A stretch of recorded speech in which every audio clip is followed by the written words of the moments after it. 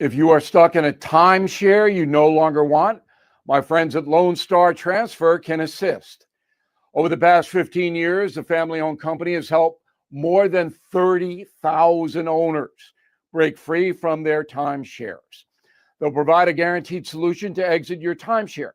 So please call Lone Star Transfer 833-594-0079 or visit LoneStarTransfer.com. That is the Morning O'Reilly Update. More analysis later on. From the Michaels Flooring Outlet Weather Center. Meteorologist Chance Gotch with your first alert forecast. We're going to be tracking temperatures back towards the mid-50s this afternoon. Partly cloudy skies, warming throughout the rest of the week. By Christmas Eve, looking at 69 degrees. Thursday for Christmas Day, 75, partly cloudy. Could be potentially breaking a long-held record held since 1889. Now, as we head off into Friday, we'll look at 68 degrees, mostly sunny, then a little bit cooler into the upcoming weekend ahead. The first alert for Weather Center, I'm meteorologist Chance Gotch. We know it's early. Mike's not totally awake yet either. This is Mike Ferguson in the morning on NewsTalkSTL. It is finally here, Christmas week officially. So did you get your shopping done yet? I got to tell you, for a lot of my life, I was one of those who waited till the very last minute, got to about the 23rd or 24th, went, oh crap, I should probably buy something. And then just gave everybody really disappointing presents because I never got around to it. I'm better than that now, but you got a few days left here. Hey, good morning. Happy Monday. Mike Ferguson here. A little bit later on, Congressman Bob Onder going to bring us the update, especially after that big healthcare bill passed the House. Where do we go from here? We got a lot of ground to cover on that. One of the more fun discussions we had just in the recent days, if you remember the Reagan movie from last year, that was such a good movie that wasn't made on a massive budget, but it was really well done, telling the story of, frankly, my favorite president of my lifetime. And the producer of that was Mark Joseph. And here's what I didn't know, is that it took 19 years to make that movie. 19 years to get the story of Ronald Reagan made into a biopic movie. And he's actually got a new book out detailing that effort to bring this movie to the screen in a way that does justice to President Reagan. And he joined us on the program just a few days ago to tell us about that journey. And here's what he had to say. I'm going to admit my bias. I am a big Reagan fan. I know somebody's going to get mad at me for saying this, but the greatest president of my lifetime, I think, was Ronald Reagan. And I have so many books about Reagan. I've read so much. Of course, I'm a child of the 80s as well, but I did not know the story behind the effort to tell the story. The film's producer is Mark Joseph, and he joins us right now. Mark, thanks so much for being on the program. First of all, congratulations on the movie. There was a lot of success that frankly defied a lot of people's expectations, but it sounds like you had obstacle after obstacle after obstacle. How much of it was opposition? How much of it was just people dismissing the idea? Well, hey, great to be with you. You know, it was a lot of everything. It was also just the fact that I just didn't want to make it in a way that would give up control of the story. And that was probably part of the problem in Hollywood, because usually a studio will finance it and then take control of it. And trust me, you would not want to watch that movie that came out of that process, because it's just ends up ruining the story. And also, I just wanted to be able to make it without any constrictions. You know, we never had the Reagan Library or anybody telling us how to make it. We wanted to make it. I wanted you, the listeners, the viewers, to know that we were telling the story without anybody looking over our shoulder and telling us what to do. And so I really appreciate that you liked it. Oh, I really did. And I believe me, I've done a lot of reading on Reagan. And I thought that I thought Dennis Quaid captured the mannerisms and captured a lot of what happened really well. And I thought that it was interesting telling it from the perspectives that you told it as well. So let me get into, that aspect of it.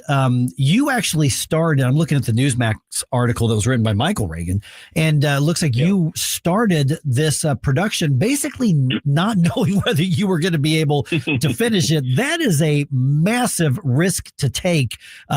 Any president could probably be featured in a movie. You could probably write something about him. Reagan just had so many critical, world-changing, historic involvement that it's amazing that there hasn't been a rush to make more films about him. It's weird, isn't it? Yeah, people get so caught up in the politics. And I just told our team from the beginning, this is not necessarily a political story. It's a story about a man. It's a great American story, overcoming the odds. And, at one point, my director was going to be John Avildsen, who directed Rocky. And John, he passed away, unfortunately, but John used to tell me, he goes, Mark, don't forget that Rocky is not about boxing. Yep. But Rocky, it just happened to be his job. Boxing happened to be his job. And it's really the story of a man. And that's what the Reagan movie is. Sure, there's some politics in it just because that was his job. But it's really about a guy. It's the classic American story. I mean, he doesn't reach his destiny until 69 years old. And a lot of his life is not, I would say, failures, but like a lack of great success. Like, he's not a great actor. He's not a great broadcaster. But all that stuff was preparation for what he was supposed to do in coming up against the evil empire. So the film, I did not know this, Mark, is that it took 15 years from start to finish. Most people would put it on the shelf, give up on it, move on to something that you can get in the theaters faster. So why did it take that long? And what made you say, we're going to do this no matter what? Yeah, it was actually 19 years, believe it or not. The whole thing started, I begin the book Making Reagan when I'm driving. I was driving in the Midwest with my family. I live in California, and I was going to a cousin's wedding. And so we're driving down the highway, minding our own business in a minivan with 4 kids and my wife. And all of a sudden I'm pulled over speeding. And I'm in a speed trap and I'm 20 miles over the speed limit. So the cop goes, listen, you got to come back in person and go before the judge. And so I'm thinking that last Seinfeld episode, where the guys go to jail. But anyway, I look at the ticket and it says you must appear in court in Dixon, Illinois, Ronald Reagan's hometown. I didn't realize I was driving through Ronald Reagan's hometown. And so I have to spend the night in Dixon, Illinois to do the speeding ticket. And that's where I think the idea started. I walked around, I saw where he was a lifeguard, and I just thought, this is a great story. And I'm going to go back and tell it. And that's how it all started.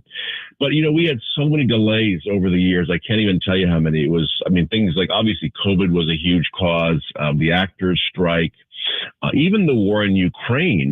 Believe it or not, we had a lot of people working on the film who were going to work on the film, I should say, on special effects, who were either Russian or Ukrainian. We had to stop all that. So it was just financial delays, so many delays over the years. And I can't say the studios were rushing to help us make it. But, the way I make movies is I make the movie and then we partner. So we partner with Universal and Lionsgate to get the movie out there. And that's how it came out last year. Okay, so there's probably a whole other discussion on the irony of having Russian people on a production crew about Reagan in a movie, but the book is called the book is called Making Reagan, a memoir from the producer of the Reagan movie. And it was obviously written by Mark Joseph, who we're talking to right now. So after the movie is out, and it does really well, it was number one. At one point the number one in DVD sales after that, for good reason. It's just a really well done movie. At what point you say, I'm not done telling the story, I'm going to tell the story about telling the story? Where'd the book idea come from? Yeah, I would have people along the way who knew what was going on tell me, the movie sounds great, but the way this process sounds crazy and interesting. And so I thought, I should probably write about it. And that's how the book came about. But part of the book is more, is also, there's really 3 parts to it. One is the kind of making of the movie itself, but the other is just meeting all the people that Reagan knew. I spent all those years meeting with about 50, 55 of his friends and aides and really collecting all their stories, and just got some doozies along the way. Part of making a movie about someone like Reagan is you can't make a movie about a perfect person. They have to be like the rest of us, or else it's not a real story.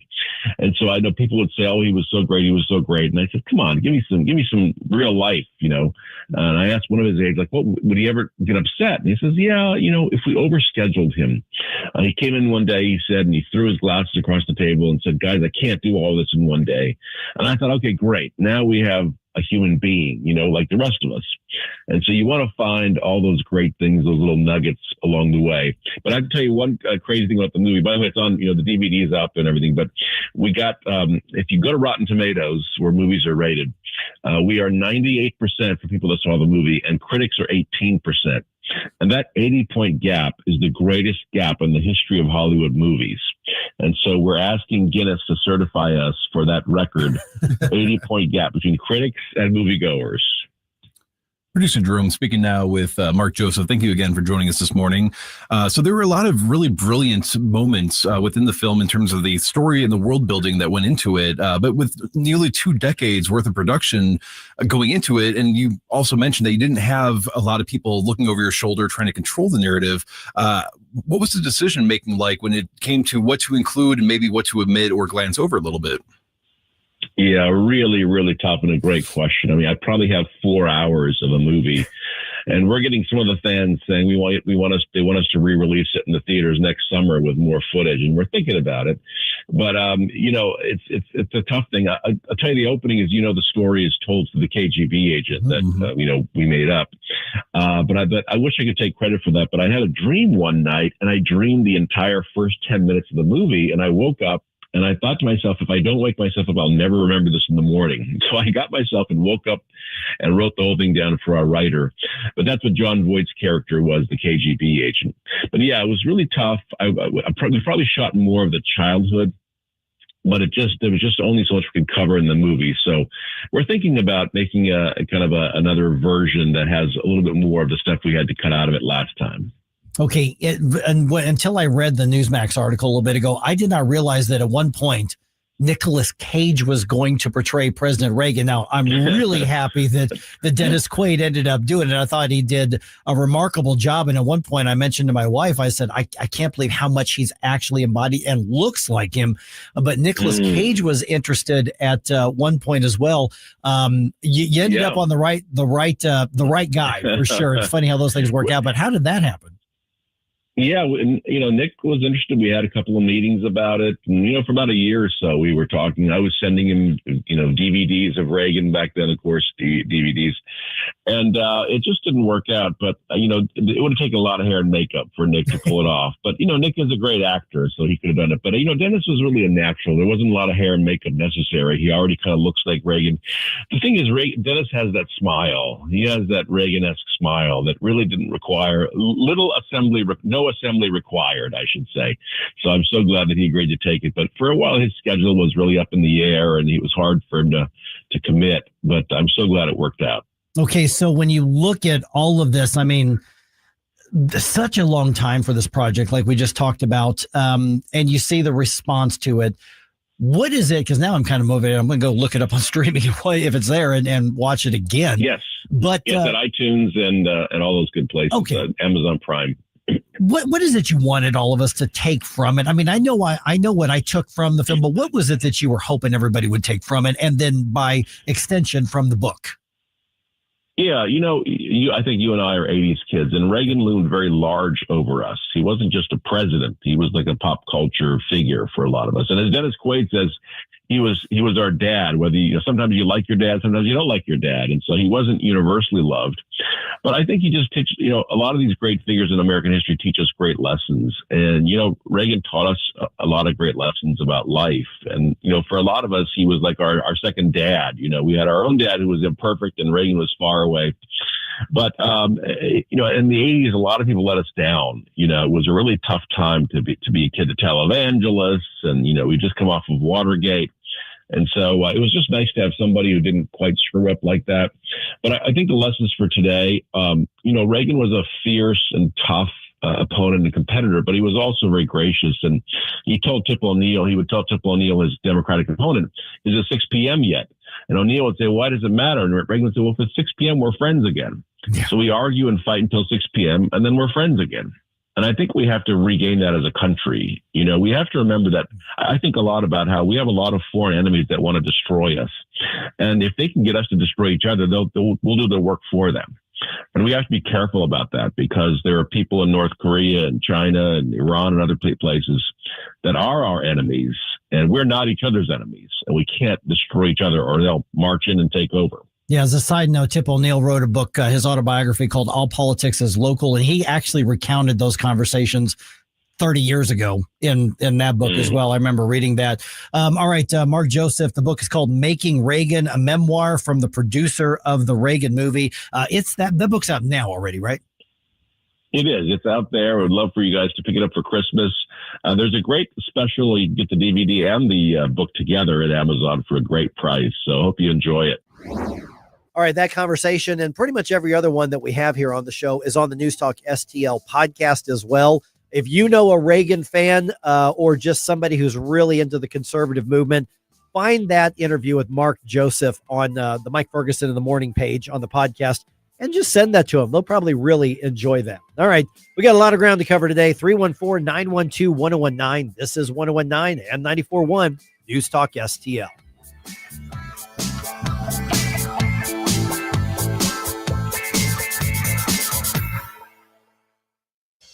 All the information I need on the drive to work. Mike Ferguson in the morning. I keep it on throughout the day, whether it's local, national, or something big that's happening overseas. News, analysis, and opinion. St. Louis is #1 for conservative talk. News Talk STL.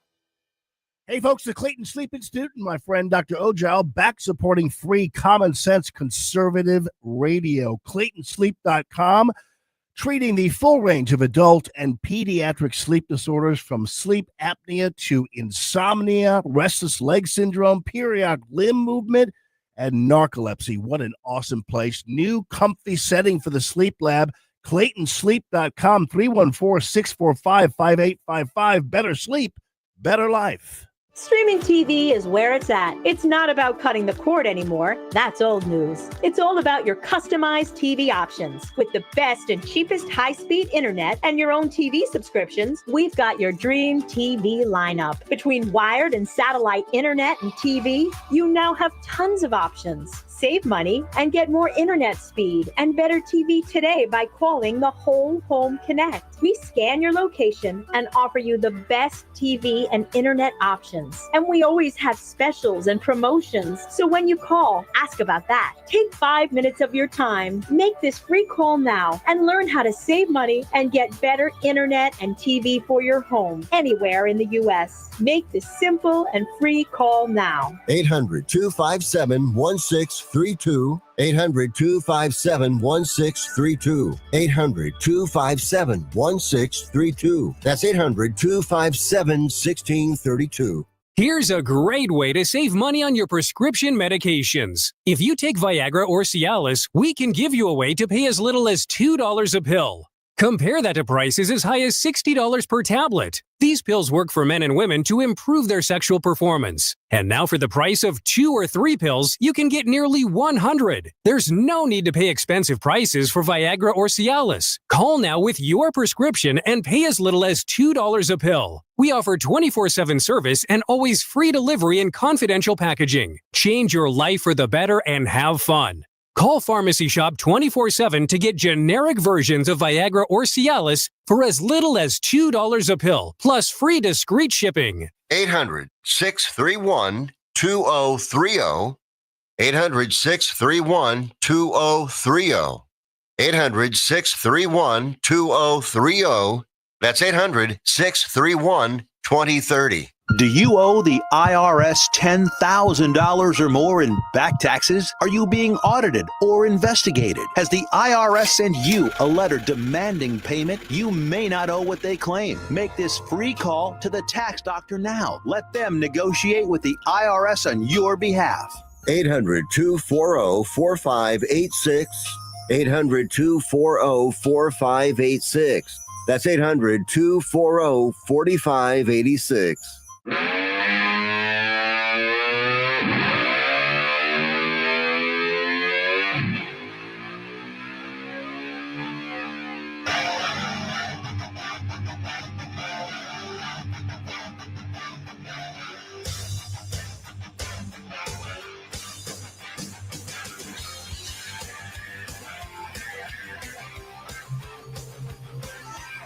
Get up, St. Louis. It's Mike Ferguson in the morning.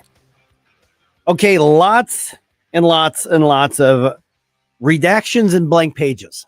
Somebody did not realize that black makes a terrible highlighter color. It's and that's a lot of, if you print that out, that's a lot of toner you're going to go through. That's what the Department of Justice, the Trump administration released, just a fraction of the files that they have acknowledged that they have. Now, the law that was passed, that made it very clear that you can't redact as much stuff. Now, that's an awful lot of national security interest. So I'm using air quotes here because I think it's an absolute garbage thing. So the bottom line here is that just like the Biden administration before this, right now, the Trump administration, and there are things it gets right. Don't get me wrong. Things I disagree with. It's part of the cover up now. Yes. I mean, absolutely. So 500 pages are, and these are not photos because we already knew that anything related to the victim's identity was going to be redacted. I don't think anybody, and that was allowed for. Yeah. And then I don't think nobody should have an issue with that. No. But when we're talking the actual, for example, the court transcripts, which were specifically said you cannot redact these, 500 pages completely redacted. We were supposed to get somewhere between 200 and 300 gigabytes of information. We got about 2.5 gigabytes. Yeah. Absolutely. There is no excuse for this. There's absolutely no excuse. Todd Blanche was asked about this on Meet the Press. Here's part of what he had to say. We're going through a very methodical process with hundreds of lawyers looking at every single document and making sure that victims' names and any of the information from victims is protected and redacted. Okay. Again, nobody had an issue with that. The law that was passed, very bipartisan fashion, signed by President Trump. Even he said, okay, release him. The Department of Justice is not complying with this law. Yeah. That's the end of the story. They are, I mean, it's not the end of the story, but that is the bottom line. They are not complying with this law. So when you get hundreds, I mean, and the page, I mean, completely just a big black box. That's all it is. So there may or may not have been something they just could have just blacked out, pieces of paper, or files and sent that. So the cover up continues on this, the cover up.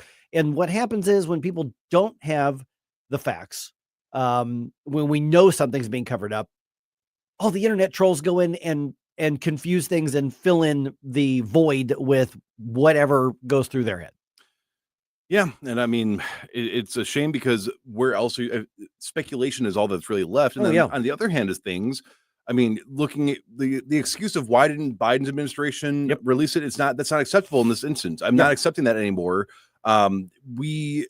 There's no other way to look at this as if we know that there are a lot of Democrats on there, but there are a lot of people that we don't have the names on. There are people that might be implicated that have nothing to do with it. So why not help clear their names out? Why are you protecting, if this is all Democrat hoax, why are you protecting Democrats right now? It's I think, a bipartisan hoax now. Yes, absolutely. Is what we've got here. Or as Stell would call it, the uniparty. Yeah. Yes. Yes. The uniparty hoax. That's what we've got. All right. Okay. Just a little bit here. Did you catch any of that America Fest? I did not. I just got bits and pieces of different speeches. Then a few caught my eye and I went and watched those as well.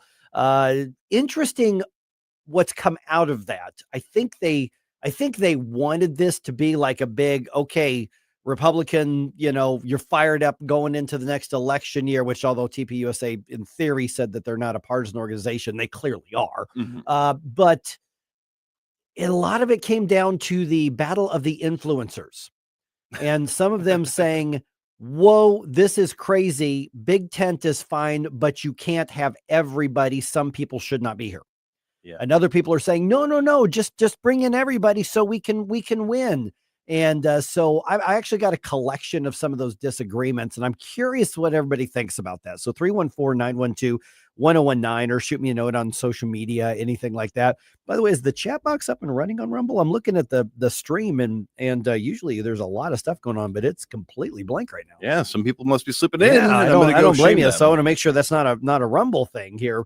But I'm curious whether you'd be more, Team Vivek and Team Ben, or God forbid, Team Tucker. Hopefully nobody is still Team Tucker anymore. Sounds like both the losing sides.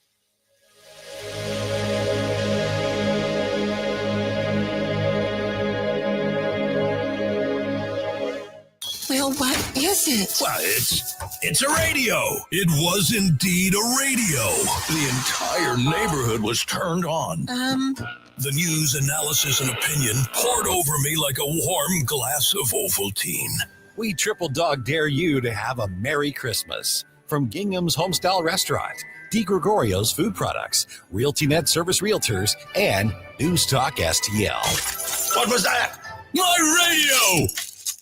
Is diabetes keeping you from enjoying life's special moments? At US Med, we understand the challenges you face, and we're here to help. With US Med, I can finally manage my diabetes without it managing me. US Med offers a wide range of services to simplify your diabetes care. Personalized care plans, convenient access to cutting-edge diabetes tech, and knowledgeable support. Plus, we'll check your insurance so your diabetes care may be covered at little or no cost to you. With US Med, I feel confident and control of my diabetes. I can finally live my life to the fullest. Don't let diabetes hold you back. Choose US Med and experience better birthdays, better adventures, better anniversaries, and better everything. Call now. US Med. Better service, better care. 800-515-2380. 800-515-2380. 800-515-2380. That's 800-515-2380. It's more than a rebellion. When your teen is slipping into drugs or alcohol, when social media and pornography consume their time and their mind, when depression and even suicidal thoughts cast a shadow over your home, as a parent, you feel powerless. There is hope. At Turnabout Ranch, troubled teens step away from the chaos and into a clarity of nature on a working cattle ranch.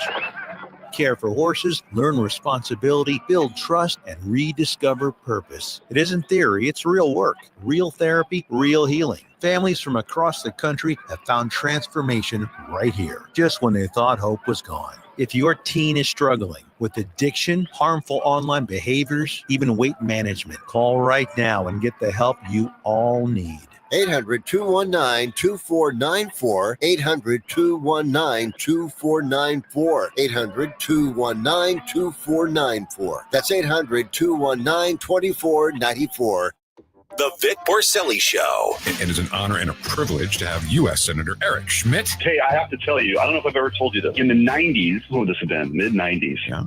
And I was I worked at Grant's Farm and I had a couple other jobs. In the afternoon, I would often hear and listen to Porcelli's Deli on the radio. Thank you so much. Thank you for listening. Thank you for making me feel older than I already feel. That's just great. Vic Porcelli, live and local, weekday mornings at 9 on News Talk STL. KLGY HD3 Clayton, K270BW Belfast, KNBS Bowling Green. This is News Talk STL at 1019, 94.1, and always streaming at NewsTalkSTL.com. Yes, maybe on the verge of seizing a third oil tanker in international waters in the Caribbean. The Coast Guard currently pursuing the tanker loaded with sanctioned Venezuelan crude. Over the weekend, a Chinese-owned tanker flying the Panamanian flag was seized, and the lion's share of Venezuelan oil is exported to China. Car bomb has claimed the life of a Russian general in Moscow. There is speculation it was a Ukrainian intelligence operation, the third assassination of a senior Russian military officer in just over a year.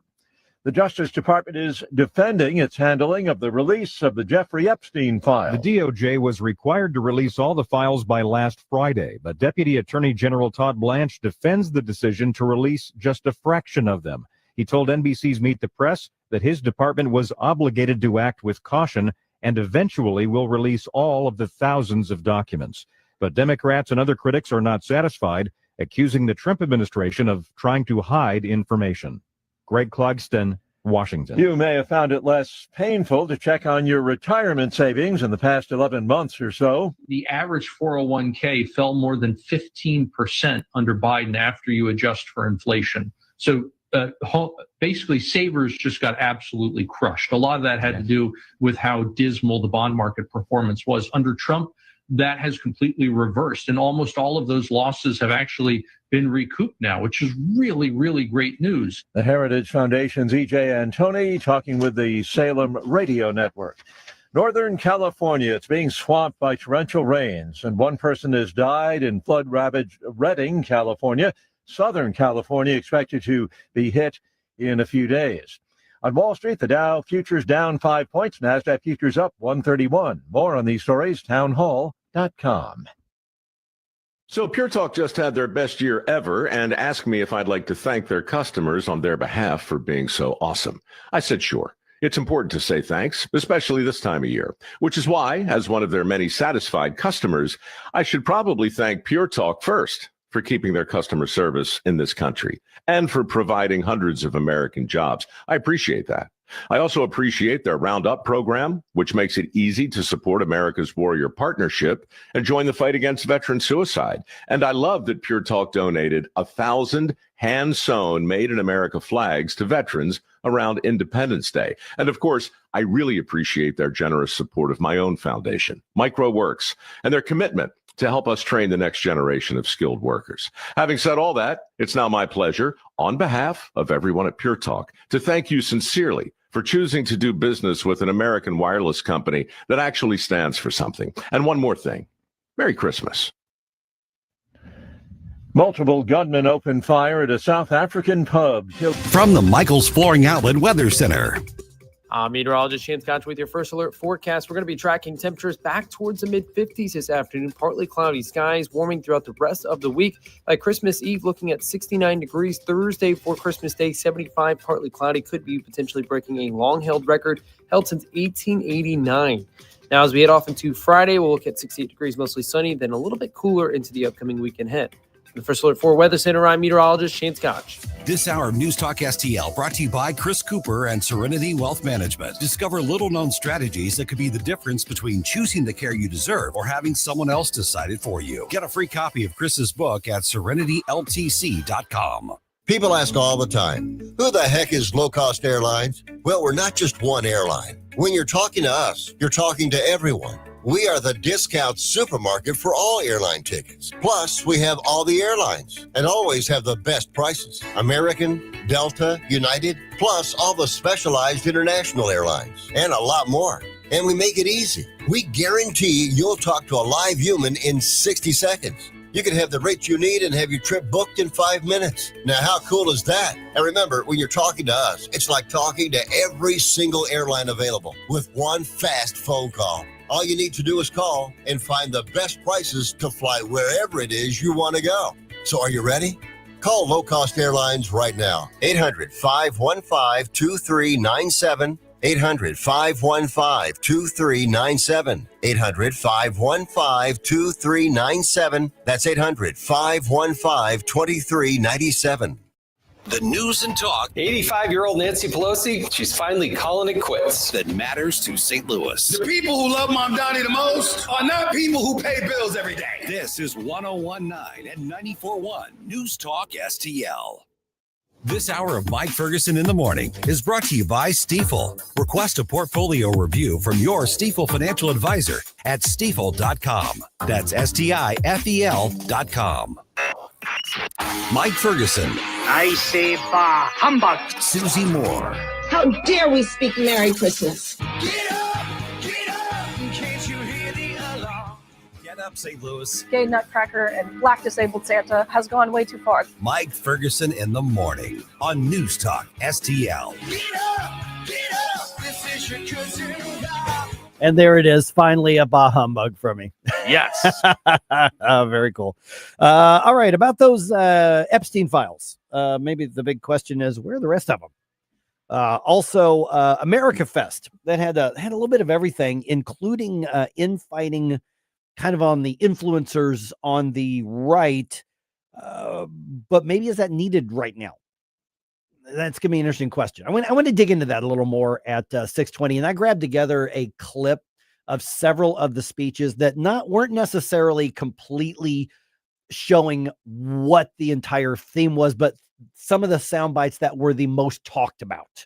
And so I've strung those together. Let's chat about that in just a little bit here. And the Redbirds trade away another big name off the team. It is 6:06. Let's go ahead and get started with a news dump here. The morning news dump. Are you joking? Is this a joke? Listen, folks, the morning news dump. All right. As it stands right now, Sam Page will face his criminal trial. Yep. On Friday, a judge in Springfield denied the motion to dismiss the case. And Susie, I'm guessing this is one of those routine procedural, they got to at least ask for it kind of thing. That's just by the book. Yep. Page was indicted by a grand jury, as you know, after using taxpayer money to campaign against a ballot proposition. The trial is in Greene County in Southwest Missouri after a change of venue was approved, which was probably appropriate as well. I mean, you've got the highest ranking politician in the entire county, so it's not like everybody doesn't have an opinion on him. That trial is scheduled for March 23rd. Sam Page is not running for re-election as St. Louis County Executive, which he announced moments after our show ended on Thursday. So he was even being a jerk to me on that. It was all about you, Mike. I know it is. All right. The Justice Department is defending its handling of the release, such as it is, of the Epstein files. To release all the files by last Friday, but Deputy Attorney General Todd Blanche defends the decision to release just a fraction of them. He told NBC's Meet the Press that his department was obligated to act with caution and eventually will release all of the thousands of documents. But Democrats and other critics are not satisfied, accusing the Trump administration of trying to hide information.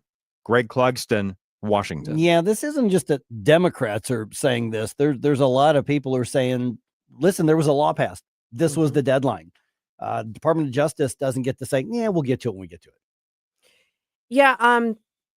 So there's competing issues here because the law does provide for redactions for certain protected information regarding victims, that sort of thing. It's spelled out in the statute. Right. And not only that, but in order to get the information released from the courts, as far as the grand jury information, those judges put stipulations on their orders saying what they could and couldn't produce. So there were additional constraints there, and they had a very narrow time window, and they're talking about a huge volume of documents. I can see an argument that you're going to err on the side of over-redacting to start with, and go back and pull that out as you can, rather than putting it all out there and having stuff out there that you're not supposed to have out there. But I mean, I think what it really boils down to is the law. It was pretty clear about what they couldn't redact, though, in a lot of ways. Yes. And if that's what they're redacting, then that is a big problem. Yeah. But I guess what I'm saying is the politicians didn't really touch base with the actual worker bees that have to do this and go through this and say, can you get it done in 30 days? You got to get it done in 30 days, because I think some of it has to do with just what is humanly possible. But I understand why there's questions. I think that they need to be, upfront about it. They are required under the law to kind of provide a log to Congress of anything that they are redacting. So it's not just like they're just going to say blank pages and no one gets to know anything about it. Because there were hundreds of blacked out pages. Over 500. Yeah. Right. I understand that.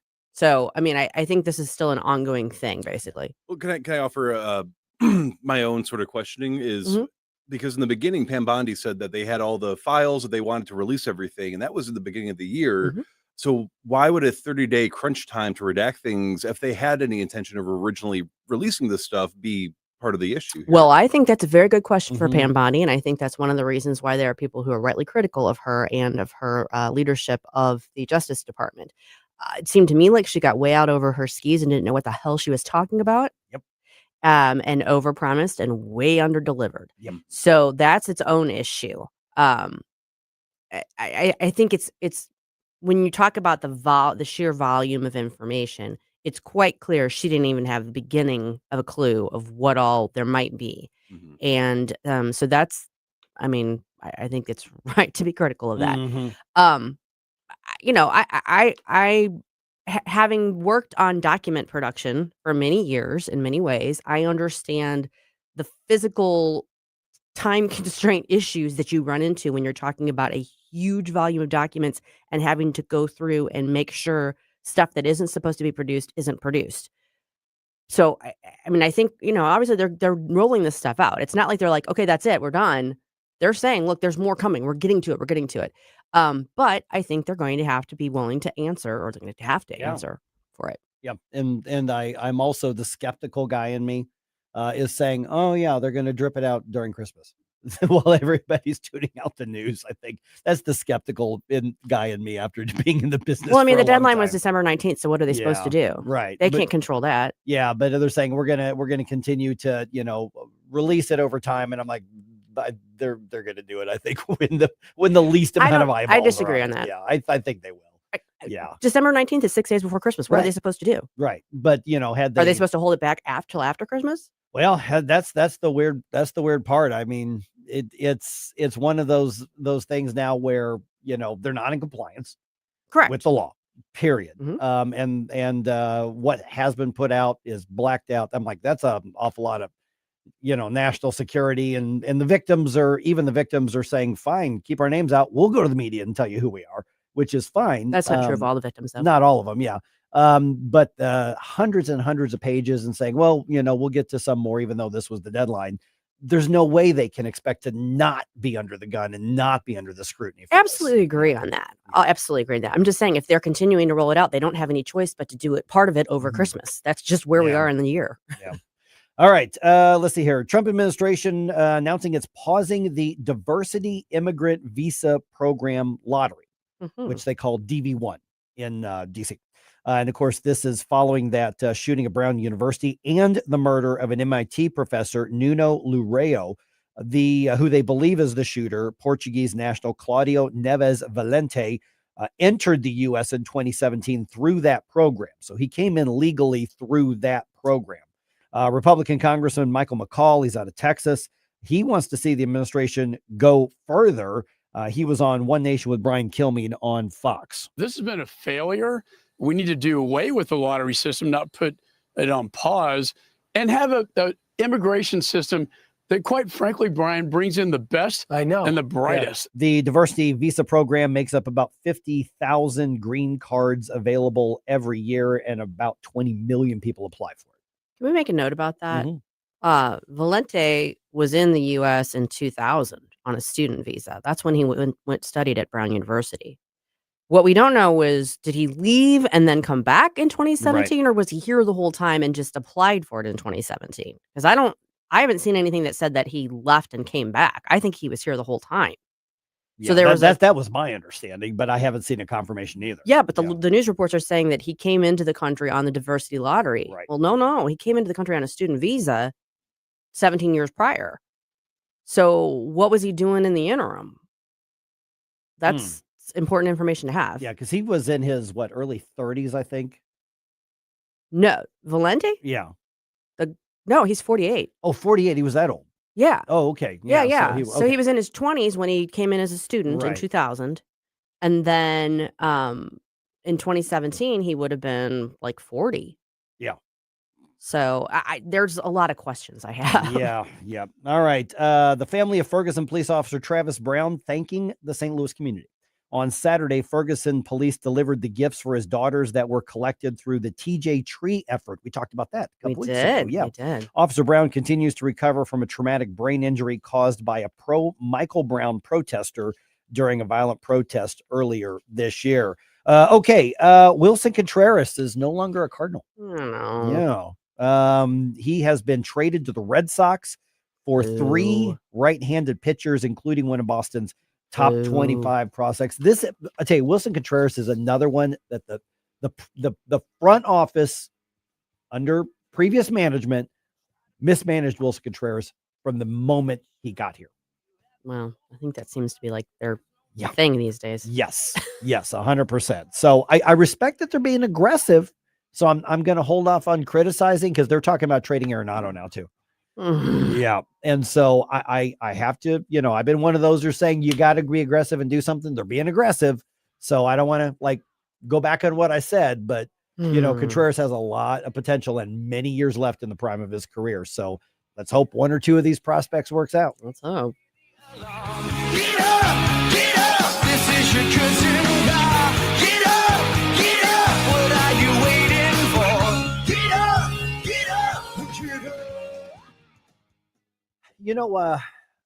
When we look at what we're gonna have to eat over the holidays here in the next few days, you just kind of accept, have fun, enjoy the comfort food. I am not saying don't do that, but when you get serious about making sure you're putting good things in your body, and you can do that over the holidays too, you go to my friends at Nutrition Stop. Matter of fact, they have a lot more than just clean, healthy food as far as groceries go, as far as nutrition supplements go, as far as vitamins and minerals go. How about the things you put on your body? How about things like deodorant that doesn't have all of the nasty chemicals in it? How about toothpaste that doesn't have the stuff in it that you don't want on there? How about skincare products that doesn't seep in? I mean, talking about things that aren't chemical laden. You can have good things to put inside your body, also good things to put on the outside of your body. And that's what Nutrition Stop does. And a lot of people don't realize that. Some of my friends, after I kept talking about them, went in, and one of my friends, he said, I had no idea they had like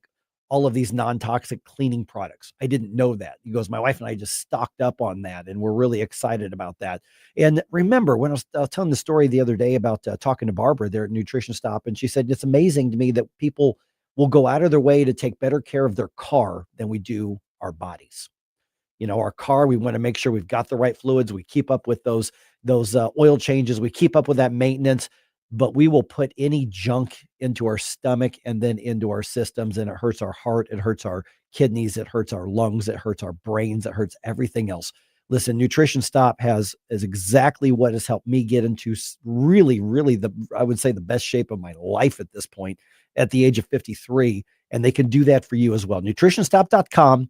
I'm going to be there a little bit later today because I got to buy a few stocking stuffers for a couple people, and they have some really unique stuff. It's not just food and supplements and things like that. They've got all kinds of great stuff.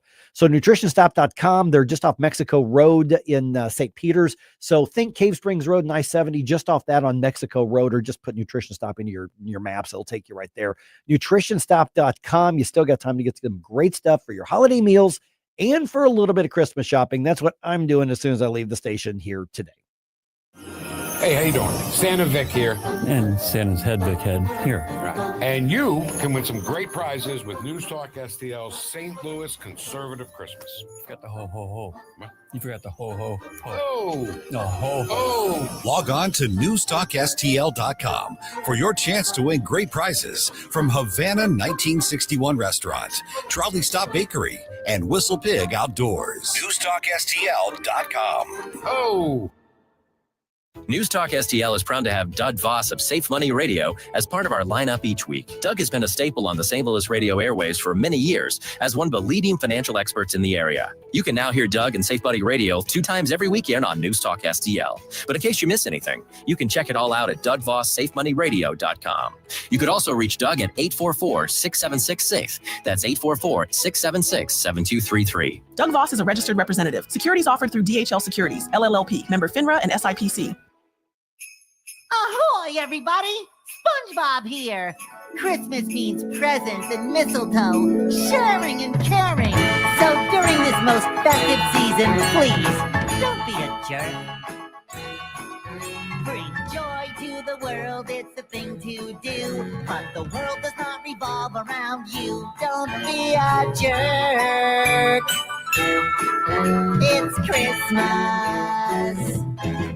There's a sign above the line that says express. That means 10 items or less. Don't be a jerk. It's Christmas. Good morning, Missouri. It's your boy, Joe Pags. I'll talk to you tonight at 10. But right now, let's get back to Mike Ferguson in the morning. Okay, because I'm not 100% Grinch. Now it's close enough to Christmas that it's appropriate to play Christmas music. Oh, now it's fine. Now we have your Now permission. it's okay. Well, too bad. We were doing it before. Yeah, just don't. Jerome was doing it before. Just don't throw me under the bus. No, with my enthusiastic support. She took me out back and said she was going to beat me if I didn't play. Just don't overdo it. But I'm saying, like, what about like like my type of Christmas music? I mean, if I were doing it, maybe it'd be something like this. Elsa, make my toys, they can never die. Work 'em to the bone, whip 'em if they cry. Don't you dare pounce and you better watch out, since I'm coming to your town, 'cause I'm Santa Claus. North Pole dictator with elves for slave labor and eggs, flying reindeer. I'm Santa Claus. Sees you sleeping, sees you awake. Have you been a bad girl this year? Better be good, for goodness sake. Have you been a good boy this year? Spread season's greetings and slide down the chimneys and give all the gifts, 'cause I'm Santa Claus. I'm just saying. I mean, we all have different tastes. Little thrash metal merriment there. All right. Oh, if that's the kind of stuff you like, you're in for a treat tomorrow. Wow. Oh my goodness. All right. Did you catch much of the America Fest? A little, we were covering it Yeah. at Red State, so we covered some of the bigger speeches. Yeah. So from that perspective, I did. I didn't sit and watch it. Same. I mean, weekend is a time for me, in theory, to unplug a little bit. So I really did try to do that. I thought that a lot of people were looking at kind of the soap opera drama part of it. Well, but how could they not? Yeah, how could you not? But I'll be really honest. I think the people who are pointing at that, saying you got the influencer slap fight, it actually is raising some, I think, fair questions that the right should be looking at right now. And I don't think that's unfair. So I actually grabbed, because I when I saw that there was something that people were really buzzing about on social media, I started grabbing some of the clips. So I'm not claiming that this is the full context of America Fest, but I'm saying is that these are the things that people reacted to and really kind of debated and had the spicy stuff. So I got several aspects of it. I'm just gonna play the collection here that I picked out. So here is a lot of what happened at America Fest. If you believe in normalizing hatred towards any ethnic group, toward whites, towards blacks, towards Hispanics, towards Jews, towards Indians, you have no place in the future of the conservative movement. Period. And I will not apologize for that. I will not hedge when I say it. If you believe, and you will forgive me for giving you an exact quote from our online commentator, Nick Fuentes, if you believe that Hitler was pretty cool, you have no place in the future of the conservative movement. Women, you have been lied to for decades through propaganda. To be very, very clear, transgenderism, sexual liberation, and abortion have nothing to do with women's rights. Calling these movements feminism is not only inaccurate, but it's dangerous, it's destructive. I just heard that Candace Owen has proof that the Venezuelan boats were blown up by the Zionist state of Israel. And it's true because Candace had a dream about it. All of Candace's dreams come true, especially the dream she had when she was a little girl about one day becoming the biggest grifter the internet has ever seen. We are going to get my husband's friend, J.D. Vance, elected for 48 in the most resounding way possible. So we have relegated DEI to the dustbin of history, which is exactly where it belongs.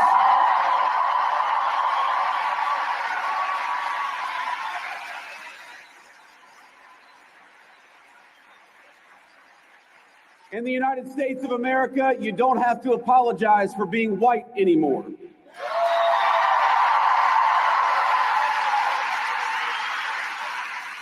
And if you're an Asian, you don't have to talk around your skin color when you're applying for college, because we judge people based on who they are. I felt like it was divine right order. And I have to tell you, Jack, I've prayed so many times to Charlie and to God to give me the right guidance on how to handle this whole thing.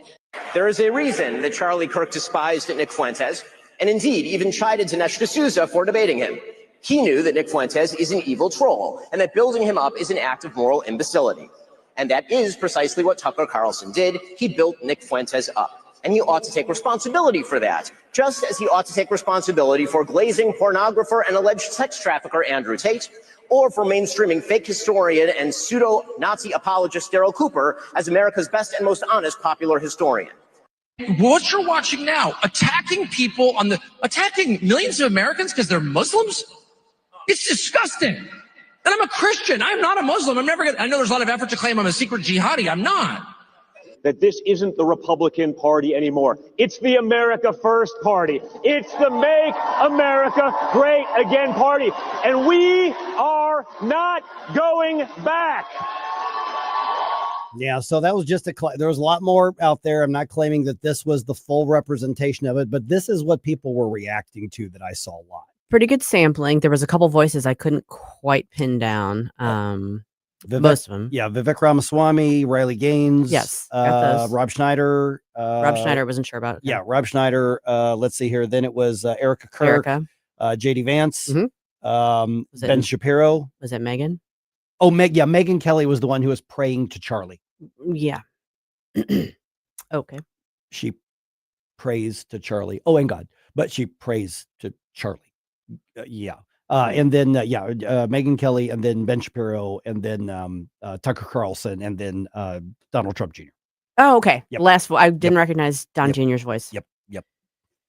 Yeah. I mean, it's you can't escape the fact that there's a lot of infighting right now. And like they say, nature abhors a vacuum, and Charlie's death has had humongous ripple effects. Positive effects in some ways in terms of inspiring people to get involved, negative effects in the way that people are scrapping over his legacy. Right. And then that's being stoked and fomented by people who want to see the right at each other's throats, which is kind of interesting. I was thinking about that when you were with your interview with Mark Joseph that was replayed earlier, when he was talking about the fact that there's external forces that really want to see us all tearing each other apart. But the question that I thought was interesting, and I thought Vivek Ramaswamy and Ben Shapiro made some really solid points, is at some point you say, not everybody. There are some of you all who are fringe and evil and not compatible with anything that is a conservative movement. We don't need, or we don't want everybody. I disagree. I mean, so let me take the fringe. They're referring to the Nick Fuentes types, the Tucker Carlson types, but let's talk about the Nick Fuentes types, who Candace Owens, who's clearly mentally ill. The Nick Fuentes types is what was referenced many times. Why on earth would we want anything to do with that group or those people at all? Because when you silence somebody and you try to dogpile on somebody and disenfranchise them, you're not proving them wrong. All you're doing is giving the people that already have reason to want to search that kind of content to then go and find what they're saying. Why would we want to censor somebody so hard if they have nothing of value worth saying, is what a lot of people that are falling into that trap are going towards. And with Tucker Carlson specifically, I mean, there was a lot of pressure on Charlie Kirk himself to deplatform him. There's a huge infight because he refused to. Charlie Kirk himself said, I'm not going to remove Tucker Carlson from this. He still has the right to say what he wants. That's what Charlie Kirk was all about. It's not about saying these are all the people we agree with and that this is what you must acknowledge to be part of us. It was about saying, look, here's what these people's ideas are at. And it's up to you to decide, or for us to debate it and to defeat the idea. How much more proof do we need that Nick Fuentes and neo-Nazi apologists are wrong? Why should we even engage? At that point, I think they should be completely ignored, and they have no. I think Vivek Ramaswamy is right. There's no place in the conservative movement for them whatsoever. So I think there's two different things going on there. And by the way, we can pick this up after the next. Yeah, we're not. I mean, one thing is censorship, another is choosing to associate or not associate yourself with somebody. And I think freedom of association is as important as freedom of speech. If you do not want to be associated with somebody, and you do not want somebody to be seen as the voice of your movement, you have every right to say, I do not agree with that. I do not want to have, engage with that person because I disagree with them wholeheartedly. Well, I'm not saying that they have to be included. I'm just saying that Charlie Kirk specifically did not want them disincluded, did not want them to be not invited or uninvited or barred from these events. Well, he barred Nick Fuentes. No, he did. Well, Nick Fuentes, I'm not talking about Fuentes yeah. is so fringe and out there that it's really just a bunch of internet lurkers at this point that really take him seriously. I've listened to a lot of his stuff, and I can't understand why anybody even takes him seriously. Yeah. But Tucker Carlson right now is the main one. I mean, Candace Owens, same kind of thing. She's she's nuts. I don't think a lot of people take her seriously, but Tucker Carlson still has a very strong audience, and he still does a lot, and he's actually grown in his audience since being fired from Fox. And so that's kind of what I'm focusing more on. Is I'm not saying he has to be included. You have to include him if you don't want him there. But at the same time, Turning Point USA was made what it is by Charlie Kirk. Everybody there is trying to bank off of what Charlie Kirk would want. Charlie Kirk refused to remove Tucker Carlson from the event because there was things about Tucker Carlson that he saw were worthy of letting him at least speak at these events. I agree. And I don't like this idea that you have to necessarily reject certain ideas or certain people. If that's what the left was doing to us. You have to be pure enough as a leftist to be a proper Democrat. And if you're not that, then you are the far right, evil, bad people. Well, to me, a lot of this just sounds like we're doing the same thing now with our own side. Definitely more to discuss. Yeah, let's pick this up in just a little bit. I'm one of those who says, but then again, I'm not a populist. I think that there needs to be a return to principled conservative now that a lot of people are discovering that haven't. I think you have to draw a line somewhere. You got to draw it. I mean, and Tucker Carlson, I think he's just become a complete sellout and grifter, I think personally, but yeah, let's pick this up around 6:35 right here on 101.9 94.1 News Talk STL. You may be listening to us now on the radio, but you've got other options. You can listen to us on the app. Download the NewsTalk STL app, and you can catch us anytime. You can catch our podcasts. You can catch up and figure out what you might have missed if you weren't able to listen to us. So be sure to download the app and include it on your phone, because your phone is like a radio. That's how you like them to treat you. Use turn signals, don't scream my calls. Don't you wreck the house when you deck the halls. Spin your gun where it won't wind up on my shoe. Mike Ferguson in the morning. Someone in that control room is out of control. On Newstalk STL. It's Christmas. Whether at home or at work, you're mobile. So when you're mobile, stay mobile. Keep St. Louis's home for conservative talk with you wherever you go. Download the Newstalk STL app in the App Store or at NewsTalkSTL.com. From the Michaels Flooring Outlet Weather Center. Meteorologist Chance Gotch with your first alert forecast. We're going to be tracking temperatures back towards the mid-50s this afternoon. Partly cloudy skies, warming throughout the rest of the week. By Christmas Eve, looking at 69 degrees. Thursday for Christmas Day, 75, partly cloudy. Could be potentially breaking a long-held record held since 1889. Now, as we head off into Friday, we'll look at 68 degrees, mostly sunny, then a little bit cooler into the upcoming weekend ahead. The First Alert 4 Weather Center, I'm meteorologist Chance Gotch. Located in the heart of St. Charles, Kevin's Guns is your family-owned destination for all things firearms. Whether you're a collector, hunter, or military enthusiast, we have it or can get it for you. From new to used rifles and handguns in every style and caliber, our friendly and knowledgeable staff is here to help educate you and ensure you make the perfect choice for your needs. Buy, sell, or browse our incredible selection at kevinsguns.net or call 636-493-1195. Kevin's Guns, where gun enthusiasts come home. Jamie Allman here for O'Fallon Family Floors. Experience the passion. Oh, yeah. You can go in and see the best variety, the best pricing, the best quality, the best personalized service right there off of Highway K in O'Fallon, or you can have the store come to you. Oh, yeah. Brian and his team take great pride in running a fantastic flooring outlet, and you can get their 5-star ratings right there on Google. Just check it out. It's O'Fallon Family Floors, O'FallonFamilyFloors.com. Are the days of a personal doctor gone? Not at Body of Health Direct Primary Care. I'm Dr. Randy Tobler to share how our design is putting the care back into healthcare. Plain and simple, our members, not insurance companies, get our exclusive focus. That means same or next day appointments, responsive answers to your concerns, and a no-spin, big tool chest approach. It's about time you get serious time devoted to your medical needs. To learn about healthcare the way it ought to be, schedule a discovery call today at bodyofhealth.com. That's bodyofhealth.com. On the next, Larry Connors USA. Tonight's story behind the story, a teenager's journey to be a real cowboy. Larry Connors USA. Now weeknights 6 until 8 on Newstalk STL.